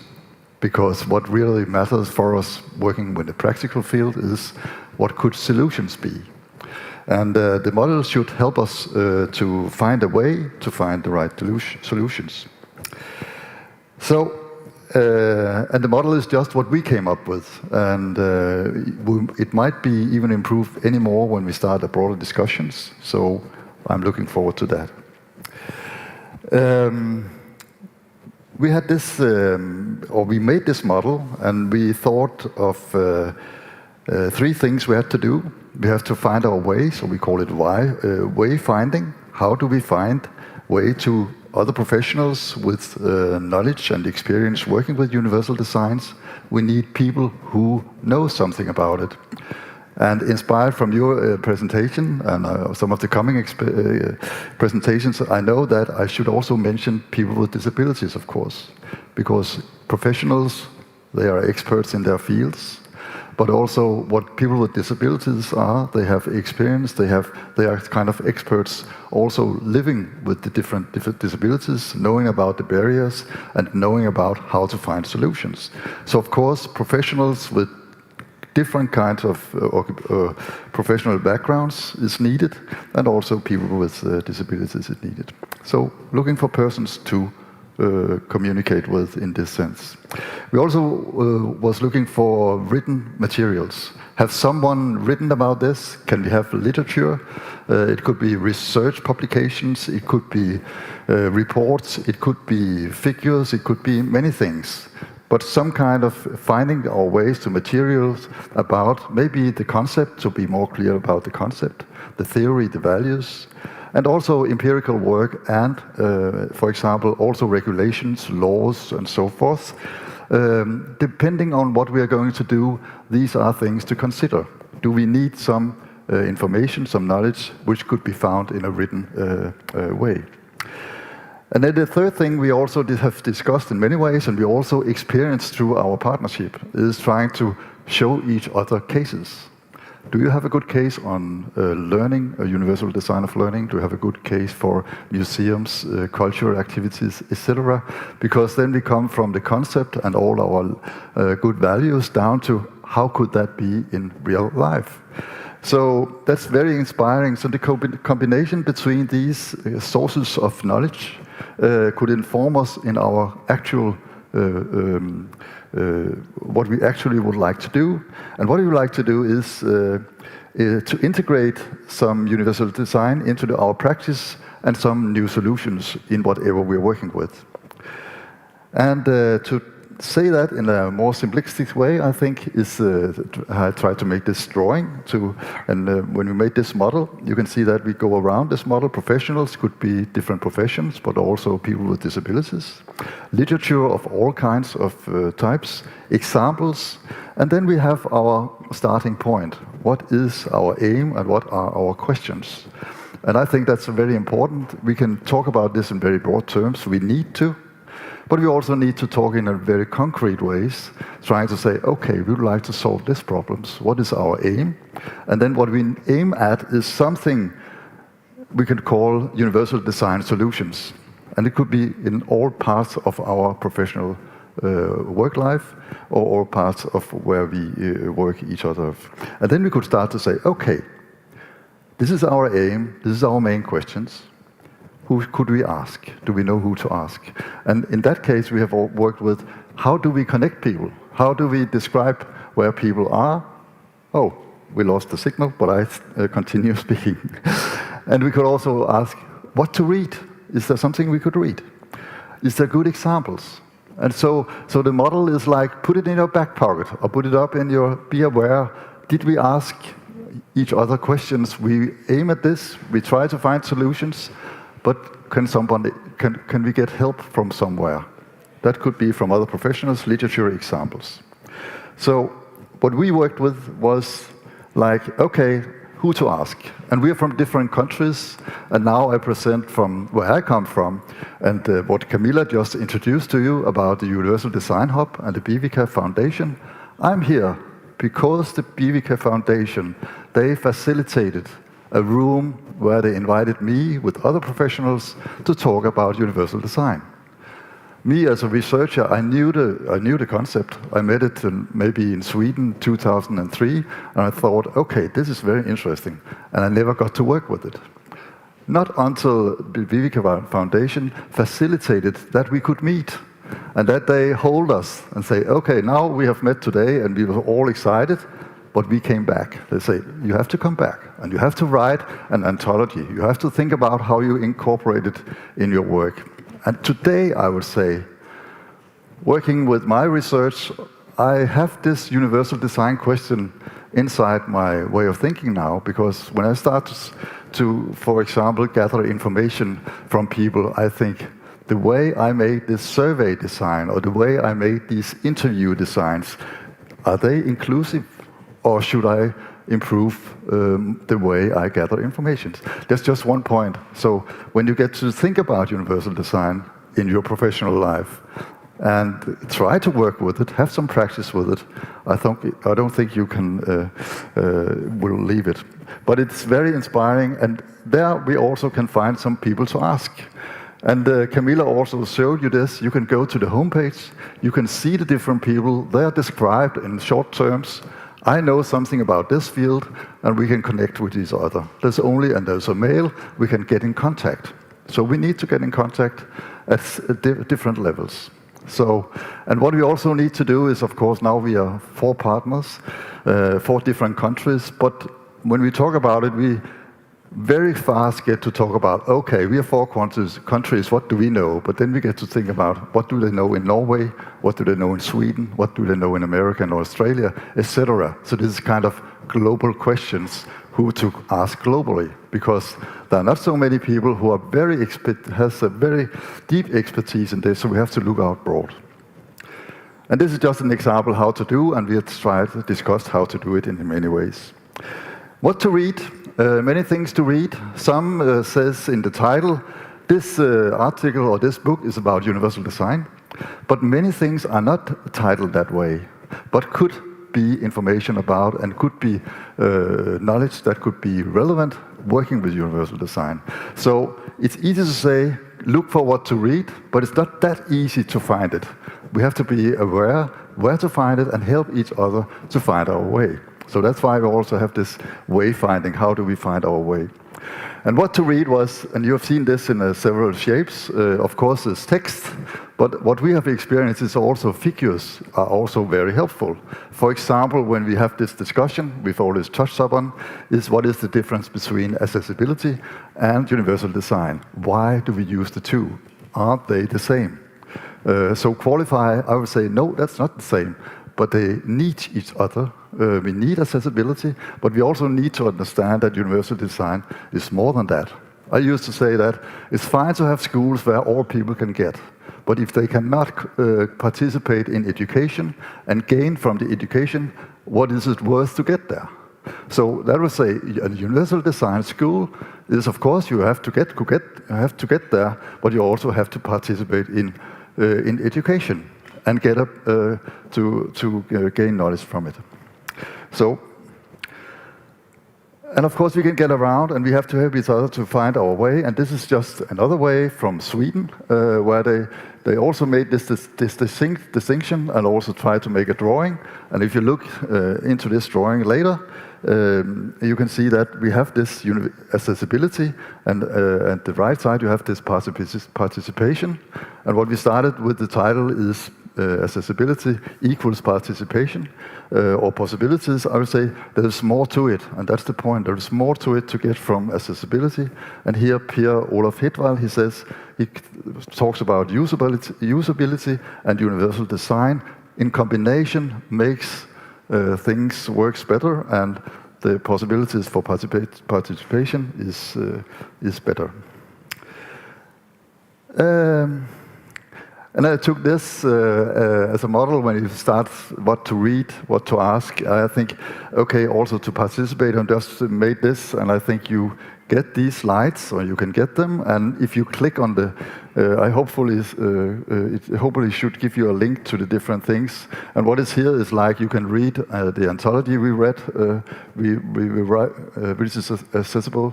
There are some PhD courses going on, and in November there's a big conference in Norway actually about universal design. And in Norway they have worked with universal design, also making policies. Example for schools, it's mandatory to make the schools universal designs in Norway. So of course there we can get many experiences too. The wayfinding to good examples, what we have experienced in this project is that getting together, getting to talk, getting to meet, getting to visit different places is very helpful. Trying to be better to talk about and be aware of what is the universal design thing in this case.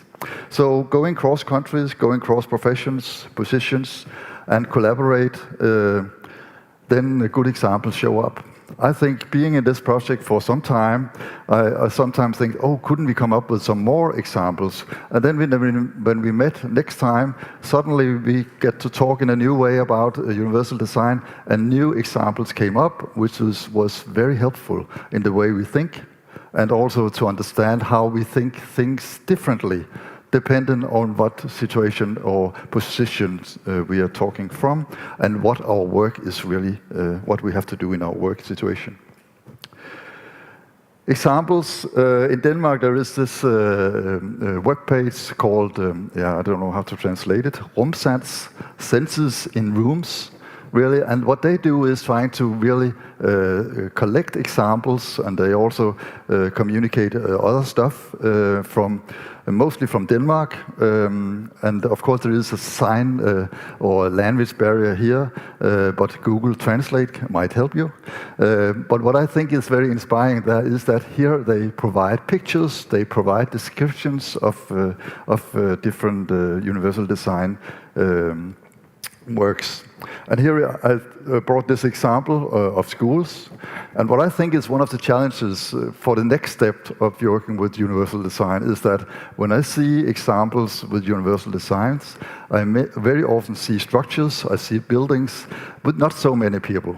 But why are we doing universal design? We're doing because we want people to interact, we want people to be together, but very often we don't see them in pictures.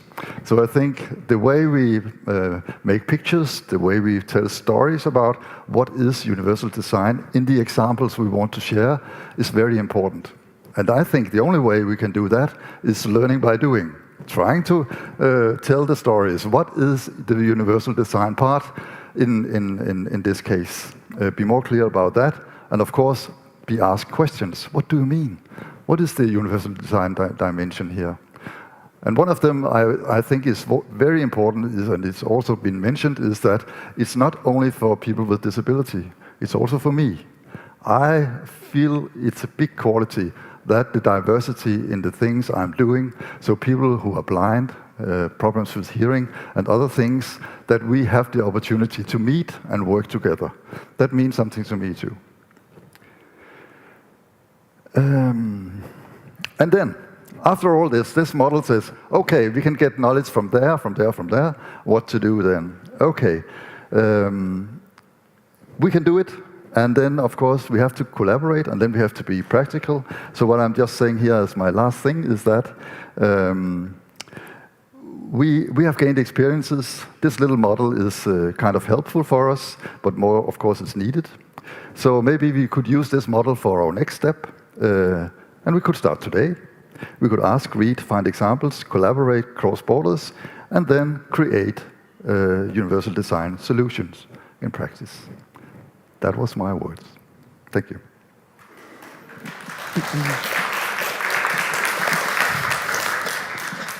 Thank you, Leif, for sharing. To me, it seems that universal design is a collaboration between people on finding the better solution, or the best solutions which work for everyone. I wanted to reflect a little bit on the presentation, but I ask you to prepare questions for the ending of the session, and you can ask them later, either here in the room or from online. The 4 main points now were that you need to set the values and principles in order. You have to know them. The second part is you have to have users and you have to have experts on the field in different areas. The third one was, do we have a good case? Can we take a sample from someone? And the fourth one, how are we going to incorporate it in our work, in our everyday work, in our fundings, in our finding projects? So thank you for this insight, and I hope you get ideas out of the presentations we have, and we can share them later on. But now I will present Elsa Ecke, because Sandra had to leave, so I'm sorry to surprise you like that. Lina, is that correct? Am I on the right way? So Elsa is gonna be here now. Okay, just let us give Elsa 1 minute to get the microphone. Yes. And she's a universal design special. She's going to talk about universal design in special solutions and innovations. She's a curator of education, which is one of the areas where you need to imply universal design rules. And she works at the Latvian National Museum of Art. And we also had a great opportunity to meet her at the workplace to see the solutions they had implemented there. Yes, for every conference or seminar there is some issues, and now we're experiencing one. I hope you are patient and stay with us. Interruption. Now is Sandra's presentation. But Sandra is... Yes, Sandra is gone, but I would like to present. Sandra felt bad and I could present her. She was feeling sick, and you're going to present for her. Yes, I am very sorry for the interruption. mistake. So Lina is going to take over. Okay, thank you. Okay. Also, I'm sorry because I'm not prepared, so I will talk in Lithuania, but presentation will be in English.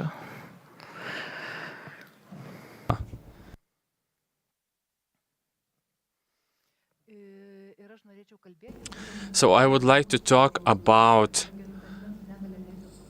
our Agency of the Rights of Person with Disabilities, and namely our consultation center. First of all, our goal is to ensure the accessibility of environment, to ensure accessible environment for all people with disabilities in every walk of life. And in order to implement this goal, just like mentioned before, we realized that there are a lot of myths surrounding the accessibility of environment, and one of such myths is that environmental accessibility is only needed by a small number of individuals, namely people with disability, and they account for some 10% of the population. And another myth is that environmental accessibility is something very expensive. When we established the consultation center,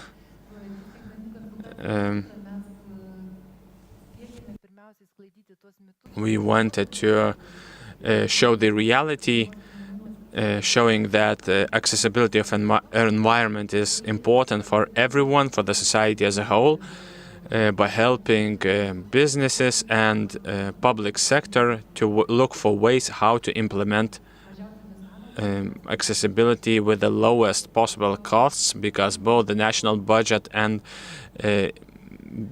budgets of separate businesses are limited. In 2023, as I've mentioned, we began our operations. We discussed a lot regarding our activity model. We wanted to be as universal as possible.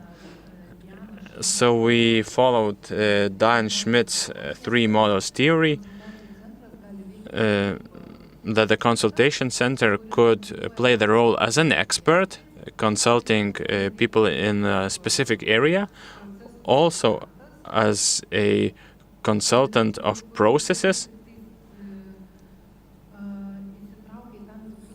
which gets involved in certain processes and helps to look for solutions, and as a so-called doctor-patient model.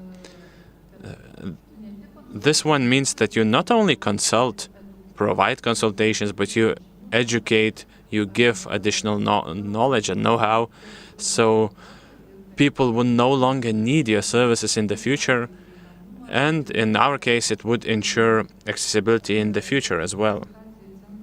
So these three areas of the consultation center are very broad. We organize trainings, we consult regarding the universal designs, we also consult regarding the legal aspects of physical environment accessibility, accessibility of the physical environment for persons with mobility disabilities, with visual impairments. We consult regarding the preparation of information in easy-to-understand language.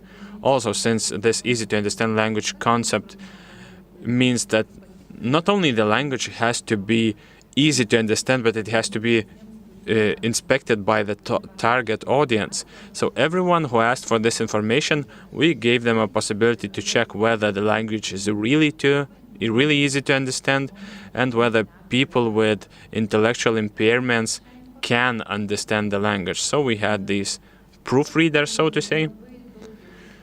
Also, we put a lot of effort for the Lithuanian preparation to implement the European directives. We provide trainings for public sector employees, and not only public sector, private sector as well. For example, several telecommunications companies, several banks, regarding the preparation of information for people with disabilities. Also, we provide trainings in different regions regarding easy-to-understand language, how to prepare information in such a language, as well as training on the application of universal design principles and our construction technical regulation application. So what are the results? During the first half of 2024, this year, we have provided proposals. We've inspected 18%, so says the speaker, municipal websites focusing on accessibility for individuals with visual impairment, as well as inspecting more than 800 pages of text written in easy-to-understand language. Regarding the preparation of information in easy-to-understand language, we also gave or provided 100 hours of consultations regarding this one. And we have inspected 15 buildings and provided recommendations how to ensure accessibility for people with disabilities. We provide a lot of trainings, live trainings and remote trainings. So again, regarding the recommendations for information environment accessibility, so more than 2,600 listen to our trainings.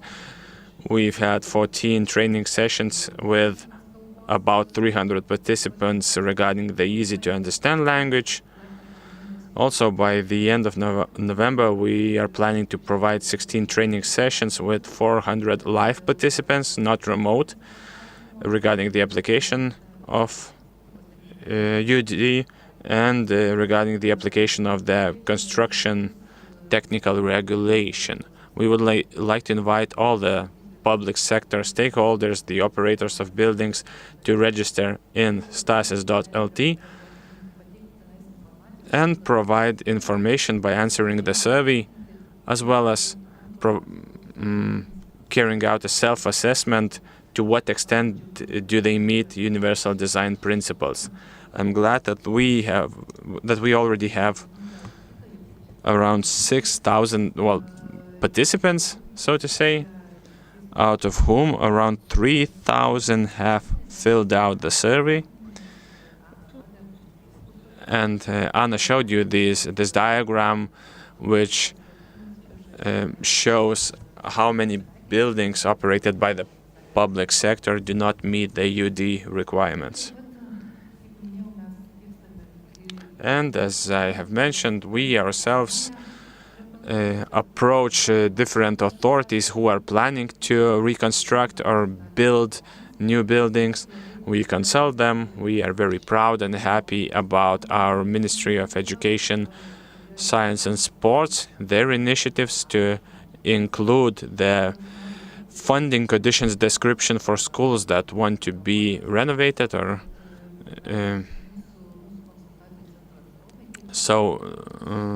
our consultants have to inspect the projects or provide proposals to what extent do they meet the principles of universal design. How do we carry out our activities? How do we organize it? So first of all, Sandra, our specialist, who was supposed to give this presentation, but she felt sick and she had to go home. So first of all, she receives an email request at kc.anta.lt. She gets familiarized with the inquiry, forwards it to a respective expert or a group of experts, and regarding on the inquiry, we may go physically to the location to inspect it or to check the website, which is also a type of location visit. We can give specific consultations or provide trainings. After receiving an inquiry, an expert prepares an answer, possible solutions. After the inspection of the location, then he forwards the answer to our administrator, and then this answer is forwarded to the person who originally sent the request. Here you can see the results, how many consultations we have provided so far from last year. We see that we are gaining momentum, the amounts are getting higher. Regarding the specifics of services and goods, well, I have to admit we failed to find a person in Lithuania who would be able to consult in different spheres. We are still looking for an expert, but we sincerely hope that we will have one from September this year.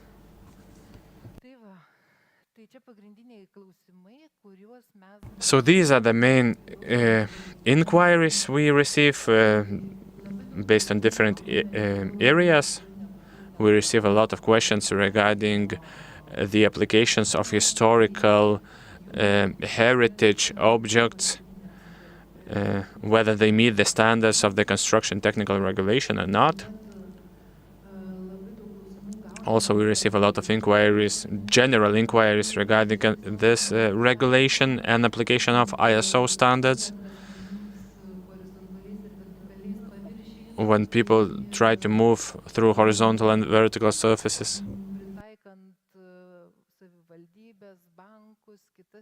Involving municipalities, banks, other institutions to facilitate these kinds of movements. Also some inquiries regarding the practical application of different architectural solutions in order to ensure this physical accessibility.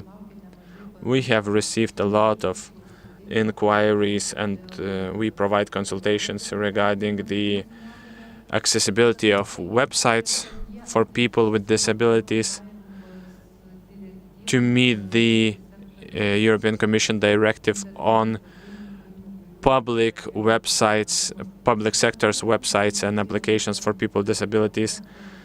And we provide a lot of consultations regarding the preparation of information in easy-to-understand language.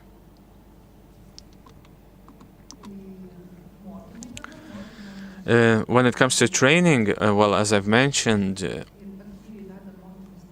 we provide trainings both remotely, online, and both face-to-face regarding the information provision to ways acceptable to people with disability. Well, on this subject, we have provided a lot of remote trainings for more than 2,000 participants. More than 200 participants participated in trainings on easy-to-understand language, as well as on physical environment and universal design application. And I would like to re-emphasize that we try to have a holistic approach. We often have this broad approach. We try to look from every single perspective, not only in terms of to what extent the environment is accessible to people with disabilities, but we also inspect the informational aspect, whether, for example, reception is accessible, whether reception queues are accessible, whether reception machines are accessible in different institutions. And also we give advice, experts from different areas give joint advice on all these areas. And our last area is goods and services. Even though the directive must go into force in June next year, we struggled to find competitive experts in Lithuania, I believe in Latvia as well, who could consult, who could provide information. So we're trying to mobilize such experts, and we hope that from September we will be able to provide consultations on goods and services as well. Thank you for your attention.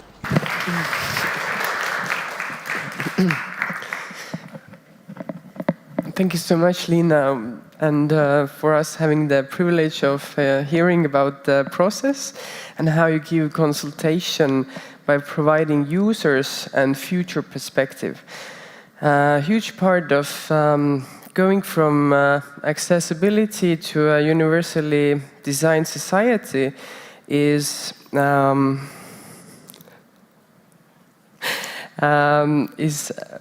lying where the physical environment meets the basic criteria of accessibility.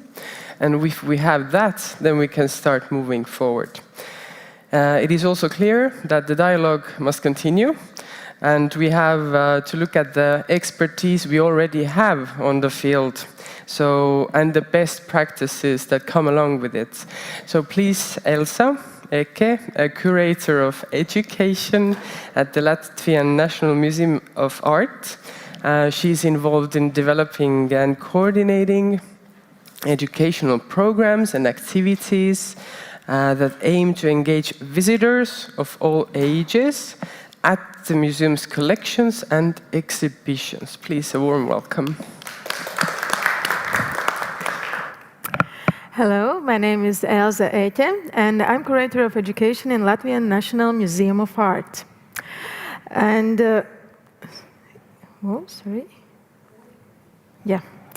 And previously we have talked a lot about universal design principles, but today I will continue to introduce you how far we have get and what kind of solutions we have made to make Latvian National Museum of Art more accessible for different audiences. Latvian National Museum of Art actually is just one of the six, the main building is just one of the six buildings which are included in Latvian National Museum of Art. And today I will focus more on the main building. And this is the most important art museum in Latvia and the first building in Baltics designed specifically for the needs of an art museum. In 2016, museum reopened its doors after reconstruction. It was totally renovated, gained more spaces for visitors. Strategic values after museum reopening was openness and accessibility. So today, museum has permanent exposition for temporary exhibition halls, conference room, creative workshop room, and that allows us to provide different kind of educational programs for different audiences and different kind of cultural events. If you are talking about accessibility, then a strategic work on that was initiated in 2022 when Education and Accessibility Department was established, and this development aimed to address systematic barriers and enhance inclusive opportunities for various audiences. And in 2023, we can say that the Latvian National Museum of Art was one of the most visited museums in Latvia, gaining almost 300,000 visits. If you are talking about accessibility and the work of our department, we are thinking like in two blocks. One of the block is accessibility of environment, and the second one, accessibility of content. Of course, they are all the time, they interact and overlap each other.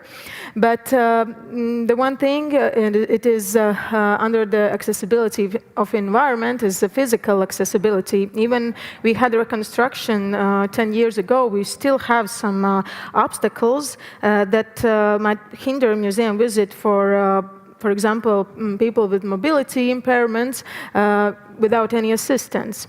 So we need to work with that kind of, to find some kind of solutions. Navigation system, our museum is quite large with difficult structures, so this is also one part which is really important to make all information clear for all audiences. As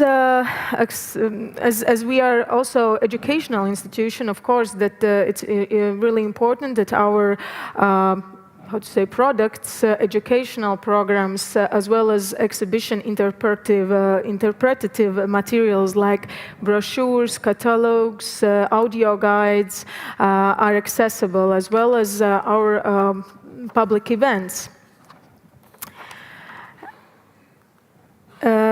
If we are talking about our main target audiences, we need to distinguish 4 main groups, which are adults, seniors, families with children, and schools. And of course, we are trying to find solutions that fits for everyone. But for example, for seniors, we try to make solutions that are relevant for this audience. For example, we have that kind of program, Senior Mornings at Art Museum, and there we are thinking about seating, slower pace, appropriate appointment time of this event, and saturation. Starting from 2022, developing new educational programs or innovations, we always take in notice these target audiences, visitors with mobility, visual, hearing, intellectual impairment, and mental health conditions, to be sure that that we meet their needs. And I will give just a glimpse of what kind of solutions we have. And I would like to start with preparing for a visit, because actually visiting museums starts even before entering the museum. It starts with the information that everyone could find on the website or social media. And that's why we have invented, starting from the last year, access information or accessibility information, which could be found on the main page of our, the first page of our web page. And that includes practical information about museum as whole, about every exhibition we have, and also about every event that we made. This is practical information, gathering information about lighting, sound levels, if there might be some kind of disturbing scenes, for example, in some kind of exposition, so that potential visitors could prepare. And I hope that in the next 2 weeks we will release our visual guide to museum, which is material full of photographies, graphic design elements, which also includes practical information about what is the best way how to visit museum, how looks our, for example, cash desk, where you could find clock room, like the basic information, but it is really important for different kind of audiences, tourists, first-time visitors, as well as people with mobility impairment or mental health conditions to prepare for. And in the future, we hope that we will finish our project to make guidelines for incoming exhibition curators to make more accessible exhibition design, so it's appropriate and usable for everyone. Then I would like to show just 2 of our offers that we have for individual visitors.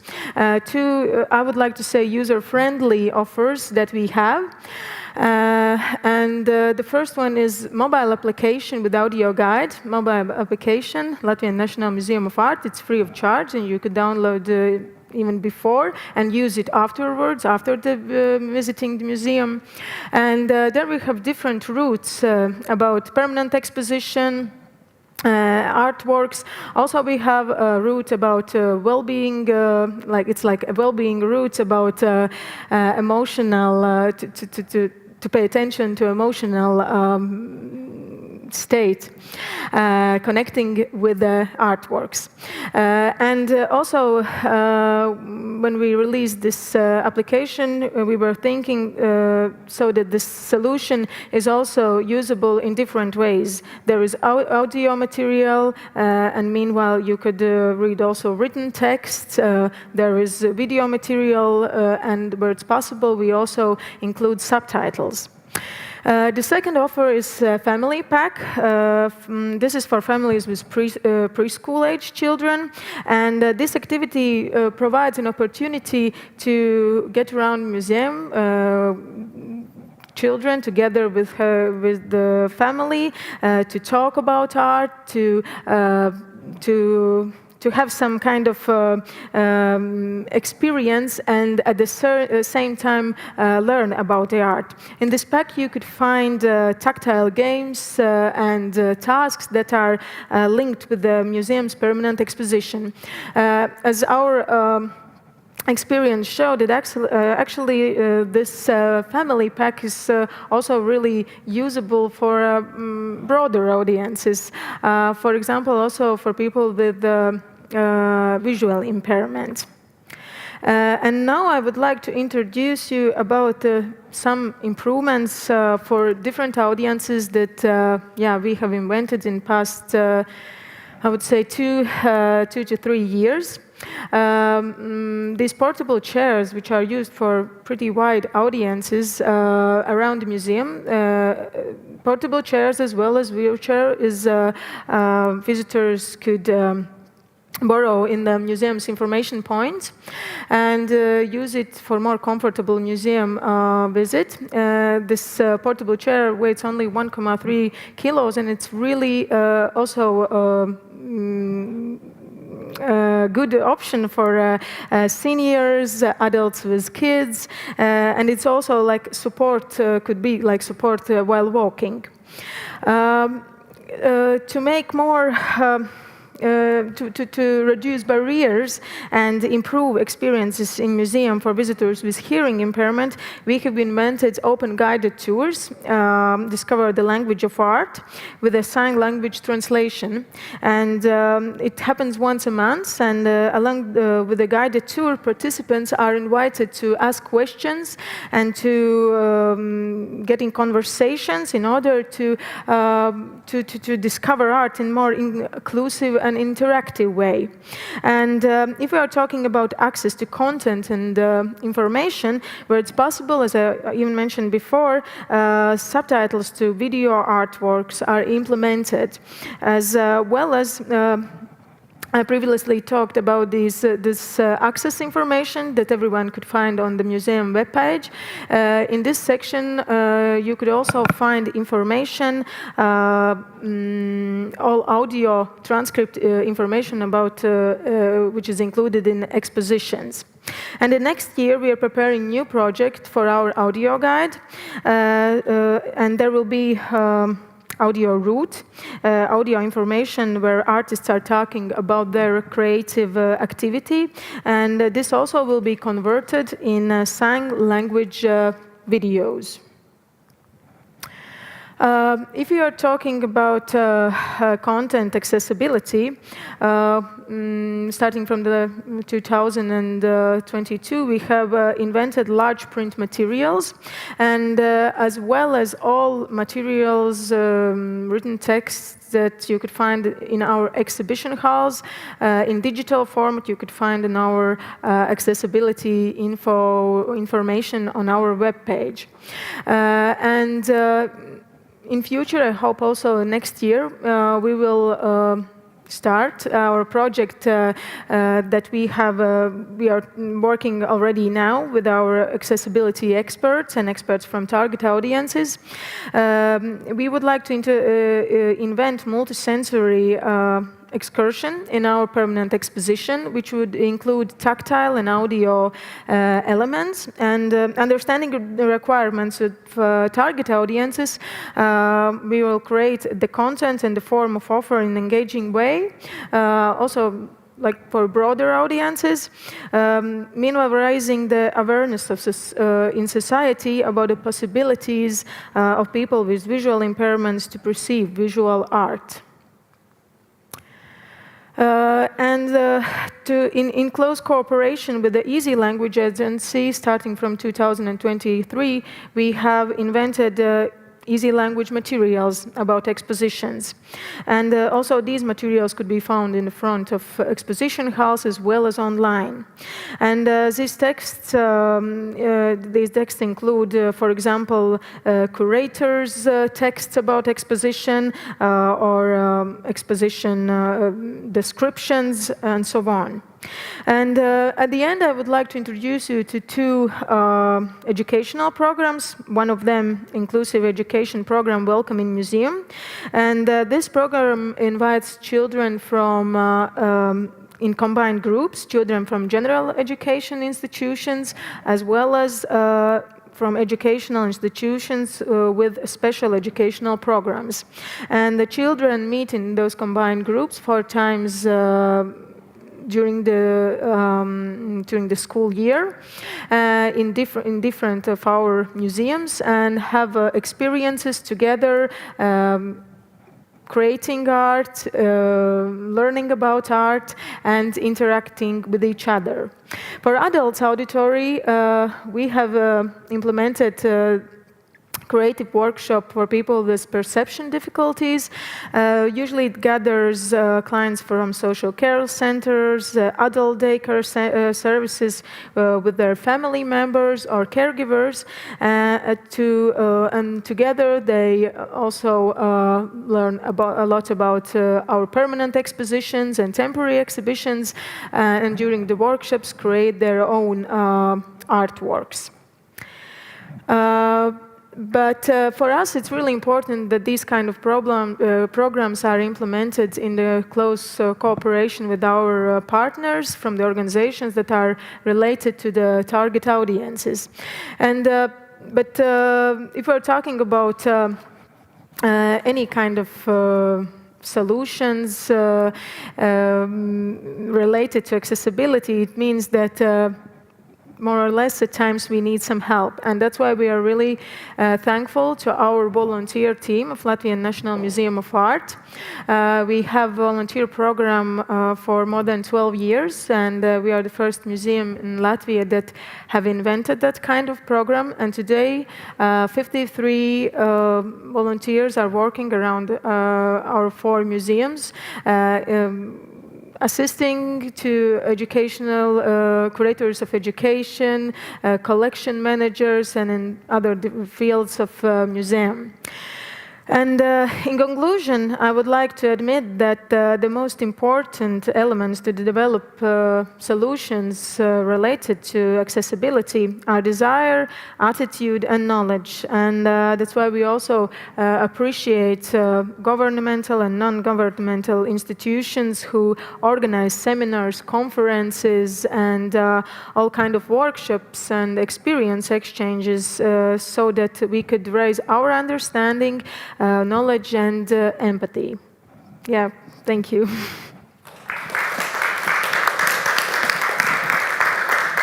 Thank you, Elsa, for sharing your experience and practice. 300,000 visitors, that is something to think about, isn't it? They come there with friends and family and share the good news. And also to give the information on your website. If you have done something, be proud of it, put it up. Next, I present Mihkel Karu, who is from my flagship museum in Estonia, the Maritime Museum. And Mihkel is a curator of permanent exhibitions there. He has 15 years of experience in the museum sector, and he has worked on various projects together with the Estonian Chamber also. And he has made permanent exhibitions also at other museums like the Seaplane Harbour and the icebreaker Suur Tõll, which is also, it has the Estonian name. His work focuses on making historical maritime data engaging and accessible through innovative digital solutions. So thank you, Mihkel. You can start now. Hello, and thank you, Maria, for this introduction. My position in the Maritime Museum has changed over the past couple of months, so that's why the discrepancy in the title. Nowadays, I'm the head of exhibition department, so I am now responsible for the team creating all the exhibitions at our museum. And in this presentation, I will share our endeavors in this field, what have been the highs, what have been the learning points. And as with many such things, the more you do, the more you realize there is so much yet to be done, so much possibilities. And us as a museum who create experiences for people, there's still so much to learn. The first part today, before the coffee break, felt quite overwhelming to understand that still I feel that we are only taking the first step, although we have been doing this stuff for 7 years. But nevertheless, we at the Estonian Maritime Museum firmly believe that maritime history and also maritime present can indeed be accessible to everyone. So our museum collects, preserves, researches, and presents the history of Estonian maritime culture. And we do it to deepen people's knowledge, respect, and love for the sea.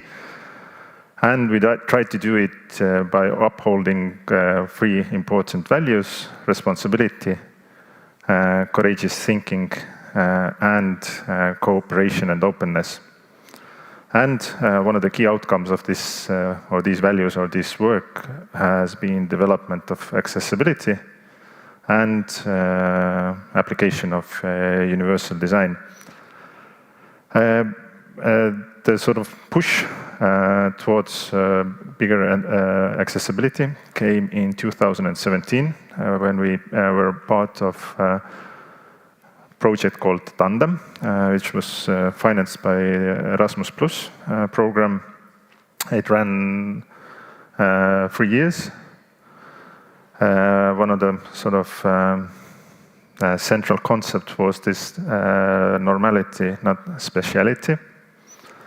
And this was this program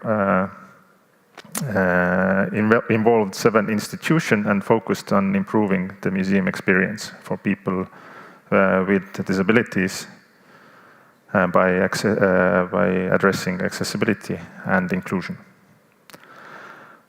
Simultaneously, with this program or project, the museum embarked on one of our biggest projects, which was to modernize one of our main exhibitions and visitor centers at Fat Margaret Medieval Tower. And in this process and project, accessibility and universal design became the defining features. And after its completion, the new exhibition was widely recognized on local, national, and also international level. As I mentioned before, the Tandem program and this process were on simultaneously, so we didn't have any prior experience in this field. So it was crucial to involve specialists in the field and individuals for whom accessibility or lack of thereof is a daily reality. So, and we also put strong emphasis on cooperation with specialists and, of course, prototyping and testing as much as possible. And our partners were involved not only in the design and usability testing of prototypes, but we tried to do it also in real-world environments. And through this process, we were able to achieve following things. 90% of the exhibition area in a medieval tower was accessible by wheelchair. Furniture designed accommodated younger, smaller visitors, but also visitors in wheelchairs. Also sections of the exhibition that were designed to help make complex things more understandable to younger visitors and children's also functions as something for visitors with intellectual disabilities or learning difficulties. We installed induction loop systems, tactile floor elements, tactile plans and exhibits. Our visual identity for the museum, be it in the wall texts or web page or whatever, was created with readability and clear print guidelines in mind. And of course, accessible website and information there, because as previously mentioned already a couple of times today, that the visit to a museum starts not at the door, but much, much further from the real environment. But it also gave us some important lessons. Involve partners from the get-go. As I said, we started basically not in the middle, but the planning of the project was already in full flow for almost a year when we started implementing accessibility. And of course, time and budget put their own constraints on everything. So when it comes to accessibility and universal design, there is, I would say, not so much this kind of one-size-fits-all template, at least in this kind of situation. There is lots of development and collaboration to get the best results. And we at the Maritime Museum always try to strive for perfection, but we can see that it brings its own challenges, because this is a step-by-step and continuous process. You can't do everything at once. It's impossible, I would say. But it gave us a start, and from 2019 onwards, during the past 5 years, we have focused on accessibility and extending it to our temporary exhibitions. Some examples. This exhibition about the naval officer, very small space, gave us some opportunity to test quite a lot. And it was a very good place to prototype. We added sign language translations as tablets. Again, tactile floor indicators, tactile replicas of ship models and exhibits, labels in Braille, enough space for wheelchairs, etc., etc.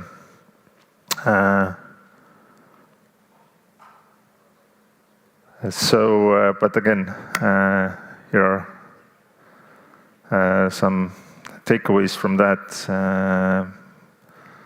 How to design things, and we found out what sort of temporary solutions there are for floor indicators.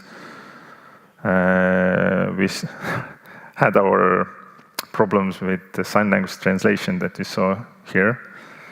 We should have put the tablet in horizontal. We lost some hand gestures outside this format. So again, very detailed learning element.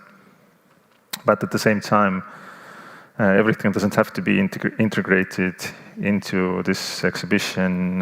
You can use platforms like Vimeo or YouTube, use QR codes and people's own devices. So again, several possibilities to do things. We continued this on a bigger scale with our next exhibition, which was already, if the previous one was 70 square meters, this one was 600. But again, we implemented similar types of solutions. I would call them the standard things already that we do. Exhibits, sign language translations, tactile floor indicators, floor plans, exhibits, better lighting, induction loop systems, seating options, etc.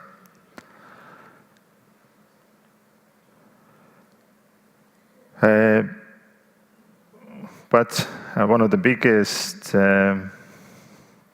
problems that we ran into with this exhibition was this part. A lot of our time in this process or in this project went into convincing our design partners and companies who produced this exhibition for us that accessibility is not ugly. That was the biggest pushback that we had. It makes the exhibition ugly. Especially they said it in connection to videos, that we wanted sign language translation embedded on them. So a lot of time went into educating our production partners and getting them on board and showing them that it can be very aesthetically pleasing also.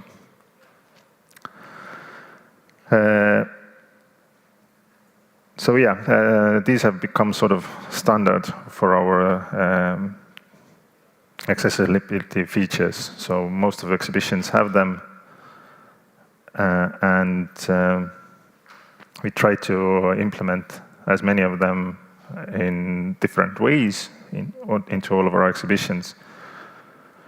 But then we have taken another step with our last 3 exhibitions,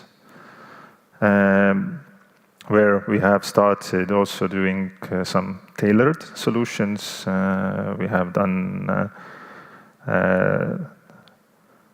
descriptive tours where our visitors are also able to touch real exhibits. Our biggest ship model in our museum. It takes 2 days to put it together. It's stored in a box.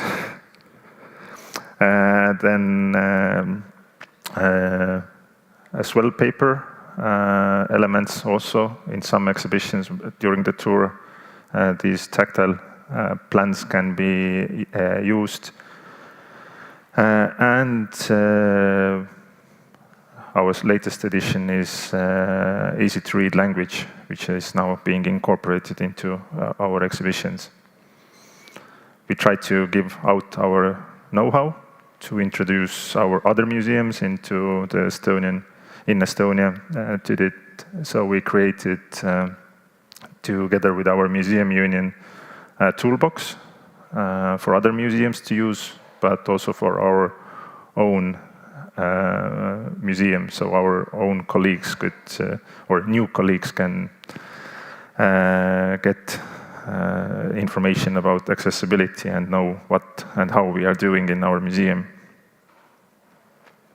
And the latest project, of course, is the renewal of the Seaplane Harbour, the second most visited museum in Estonia.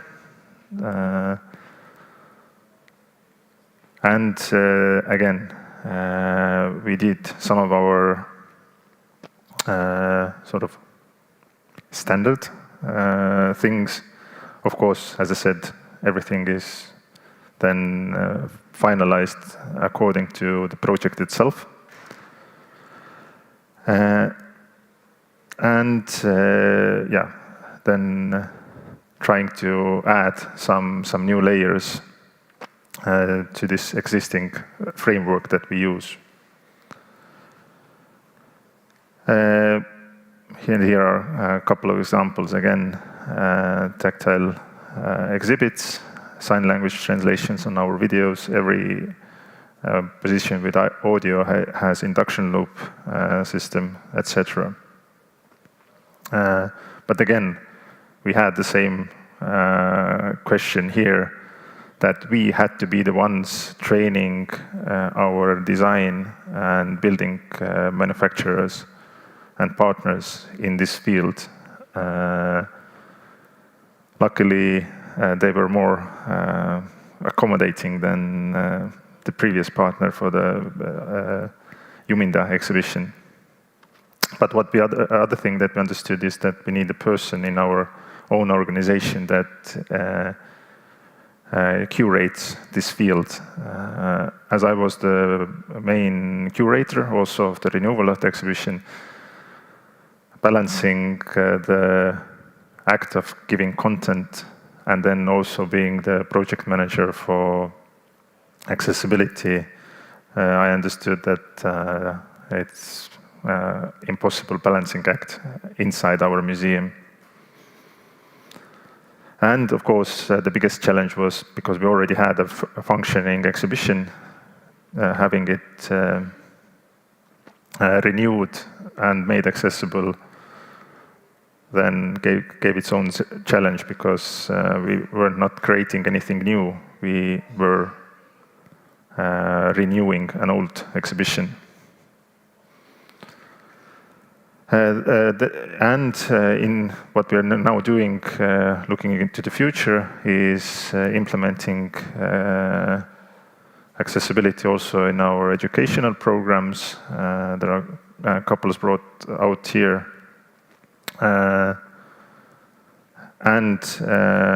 Our aim is, or for our most important things are brought out here. So we try to incorporate more and more easy-to-read language into our permanent exhibition. Expand accessibility also outside of our building because we have a big area outside. Then we also want to develop our organization as well, include accessibility in education, but also develop our workspace. And then, again, promote more and more universal design in exhibitions and programs, and also consider our community, such as the aging population, visitors with limited digital skills, and those with declining cognitive abilities. But we hope to continue setting an example, at least for museums in Estonia, but hopefully also beyond, and do it both now and in the future. So thank you for your attention.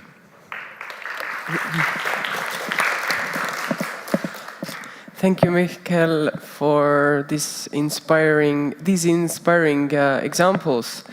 I think we can all agree with Mikael that this field is ever developing. And there is so much to learn. Even if something is made, it can be developed further. We are in a bit of a pickle here. We have only 9 minutes left, and we have one more presenter. If you need to leave at 2 o'clock, then it's okay. But if you have some time to stay a bit longer, then it would be appreciated, and maybe we can share more experiences. So I present Janina Garde Rasmussen. She is an analysis and knowledge consultant at the Viden Center om Handicap, which is a knowledge center on disability in Denmark. And she works on collecting and processing and also disseminating knowledge about disabilities and participation, with a particular focus on the education sector 12. Janina holds pedagogical anthropology candidacy, and please give a warm welcome to her. Thank you very much, Marie, and thank you for having me here. I will give an example on using the model that Leif was presenting earlier on, and we're using it in this project on universal design and universal design for learning in higher education. And I will have some of the questions coming up using the model. In this project, we want to create a toolbox to support better participation for people with disabilities in higher education. There is an increasing number of students with disabilities in higher education, but numbers are also showing that they have a higher dropout rate, and they rate the learning environment lower. Support to students with disabilities in Denmark is very much about individual support. And this is very important and very helpful, but there's a need to focus more on how can we make better study environments, and how can we make them more inclusive. And this is what this project is about. And we have found that universal design and universal design for learning is a very helpful framework in doing this. And I need to click. And that was the other way. Yes.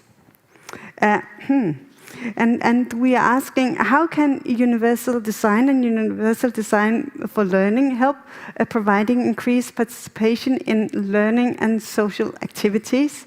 And what are the needs of employees and students regarding this, and which tools and methods can help implement universal design and universal design for learning principles in everyday practice?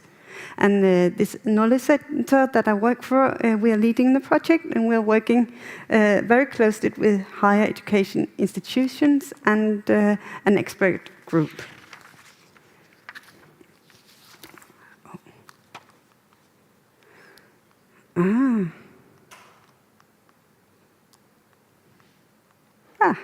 There. Sorry. That's it. We want to create a toolbox building on universal design principles, and we have already found out that group work and first year experience that appears as themes that are important according to the feedback we have got from the educational institution. And this project of ours, it consists of 5 phases where we are co-creating the toolbox with teachers and students. And we are in the beginning of the project. We are in the first phase. And in the next phases, we'll be choosing which themes and tools we will have in the toolbox and co-create it with teachers and students, and then go and test it and accommodate it, and then later on disseminate it. We have heard a lot about universal design today, and I'll just also say a few words on universal design for learning. It will be very recognizable from what you have heard early on today.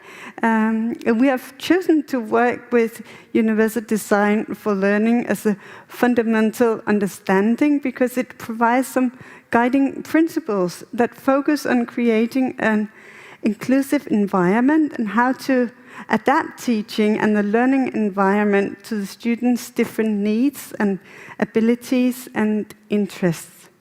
With universal design for learning principles, inclusion is not seen primarily as an individual-focused activity, but rather as an integrated part of the educational activities.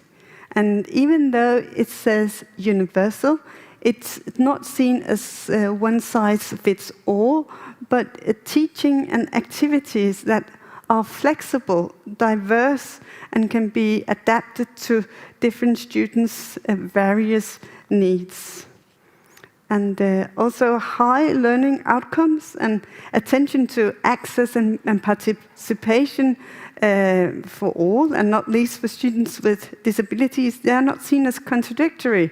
On the contrary, they're seen as prerequisites of each other. And it's important to think in accessibility from the start. in this first phase of the project, we're searching for answers, and we want to identify the need to strengthen inclusive learning environments for employees and students. And we want to find out what are the primary challenges and needs, including didactics and the physical and organizational measures. And we also want to identify practice-oriented methods and tools, in which ideas and suggestions and existing good practices there are. And to this, we're using the model that Leif was telling about, with the literature and people and examples. Regarding literature, we have been searching for literature with a focus on methods and tools, both in databases and not least websites. And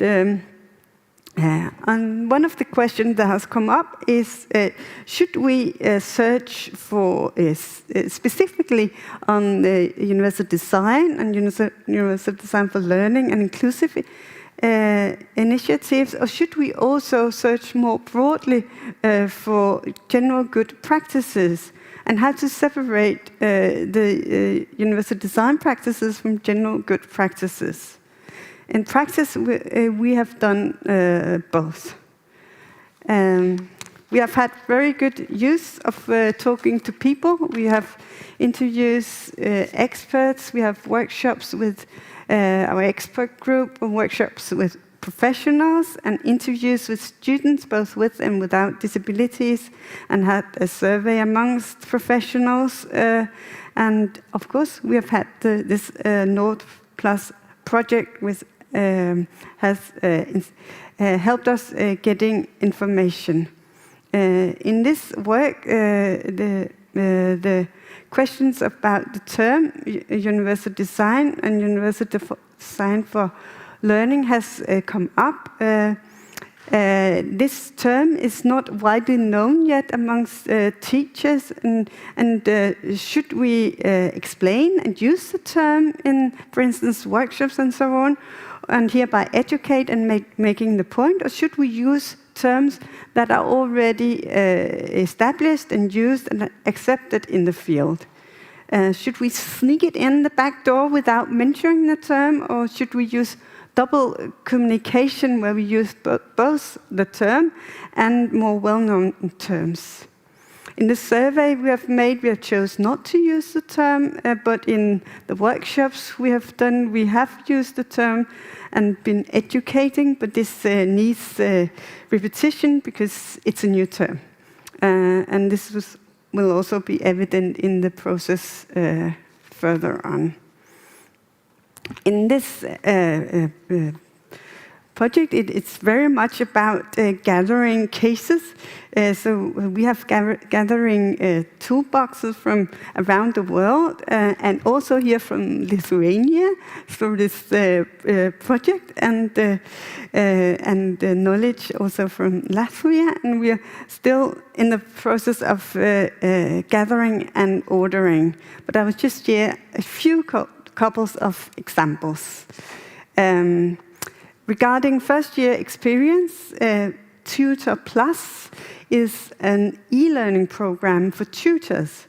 Tutors are experienced students that are volunteering to make introductory activities for new students, typically in the first week. And this e-learning program are focusing on giving tutors knowledge and tools and inspiration to prepare a very varied introductional program for new students that consider different types of students. And it has modules on inclusion and feeling safe and personal limits. And about group work, which is a central part of educational practice in Denmark. Both students and teachers, they experience that this group work processes can be challenging. And this counts for all students, but in particular some students with different kinds of disabilities. Therefore, support in making the groups and supporting the group's work process are very important.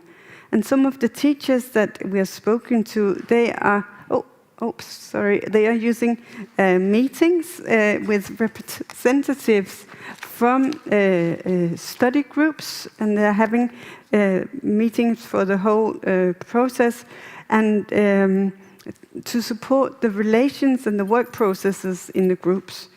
And they're also having lessons for the whole class in the first semester of the new students' study year, and in personal training where an inclusive and safe class and group climate are discussed. And then I want to extend this also to the second semester. And lastly, about exams. A university is having a lot of applications for extended time for examination for people with special needs. And this puts a lot of pressure for the study administration. And now the university are thinking, they want to see if it's possible to make extended time for all, so you don't need to have a special dispensation, because the time will be extended for all. This is just a few examples, and all for me for this time, but we'll be continuing searching for more knowledge and exchanging knowledge on university design in learning, so please contact me. Yes.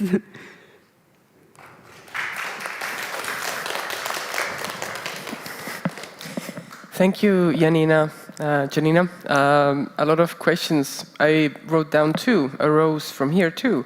How to be inclusive from the start, and how to, okay, the second one is lost here somewhere. We had a lot of questions during today. How to ask for collaboration, where to find information, but also problems that are already in the field, how do we solve them? Some other questions arose, like the client-contractor problem.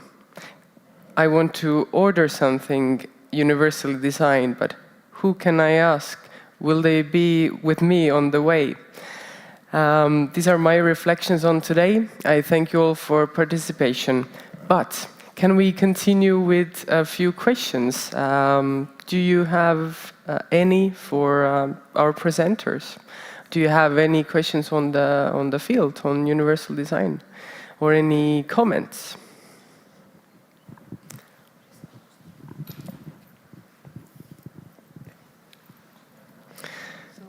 Okay, so the active part is finished. We are 6 minutes over. I think the online questions do we? Do we have any questions online?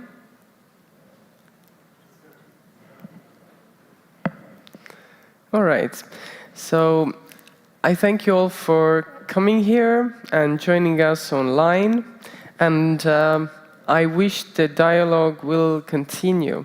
Now at least you have maybe some directions, who to ask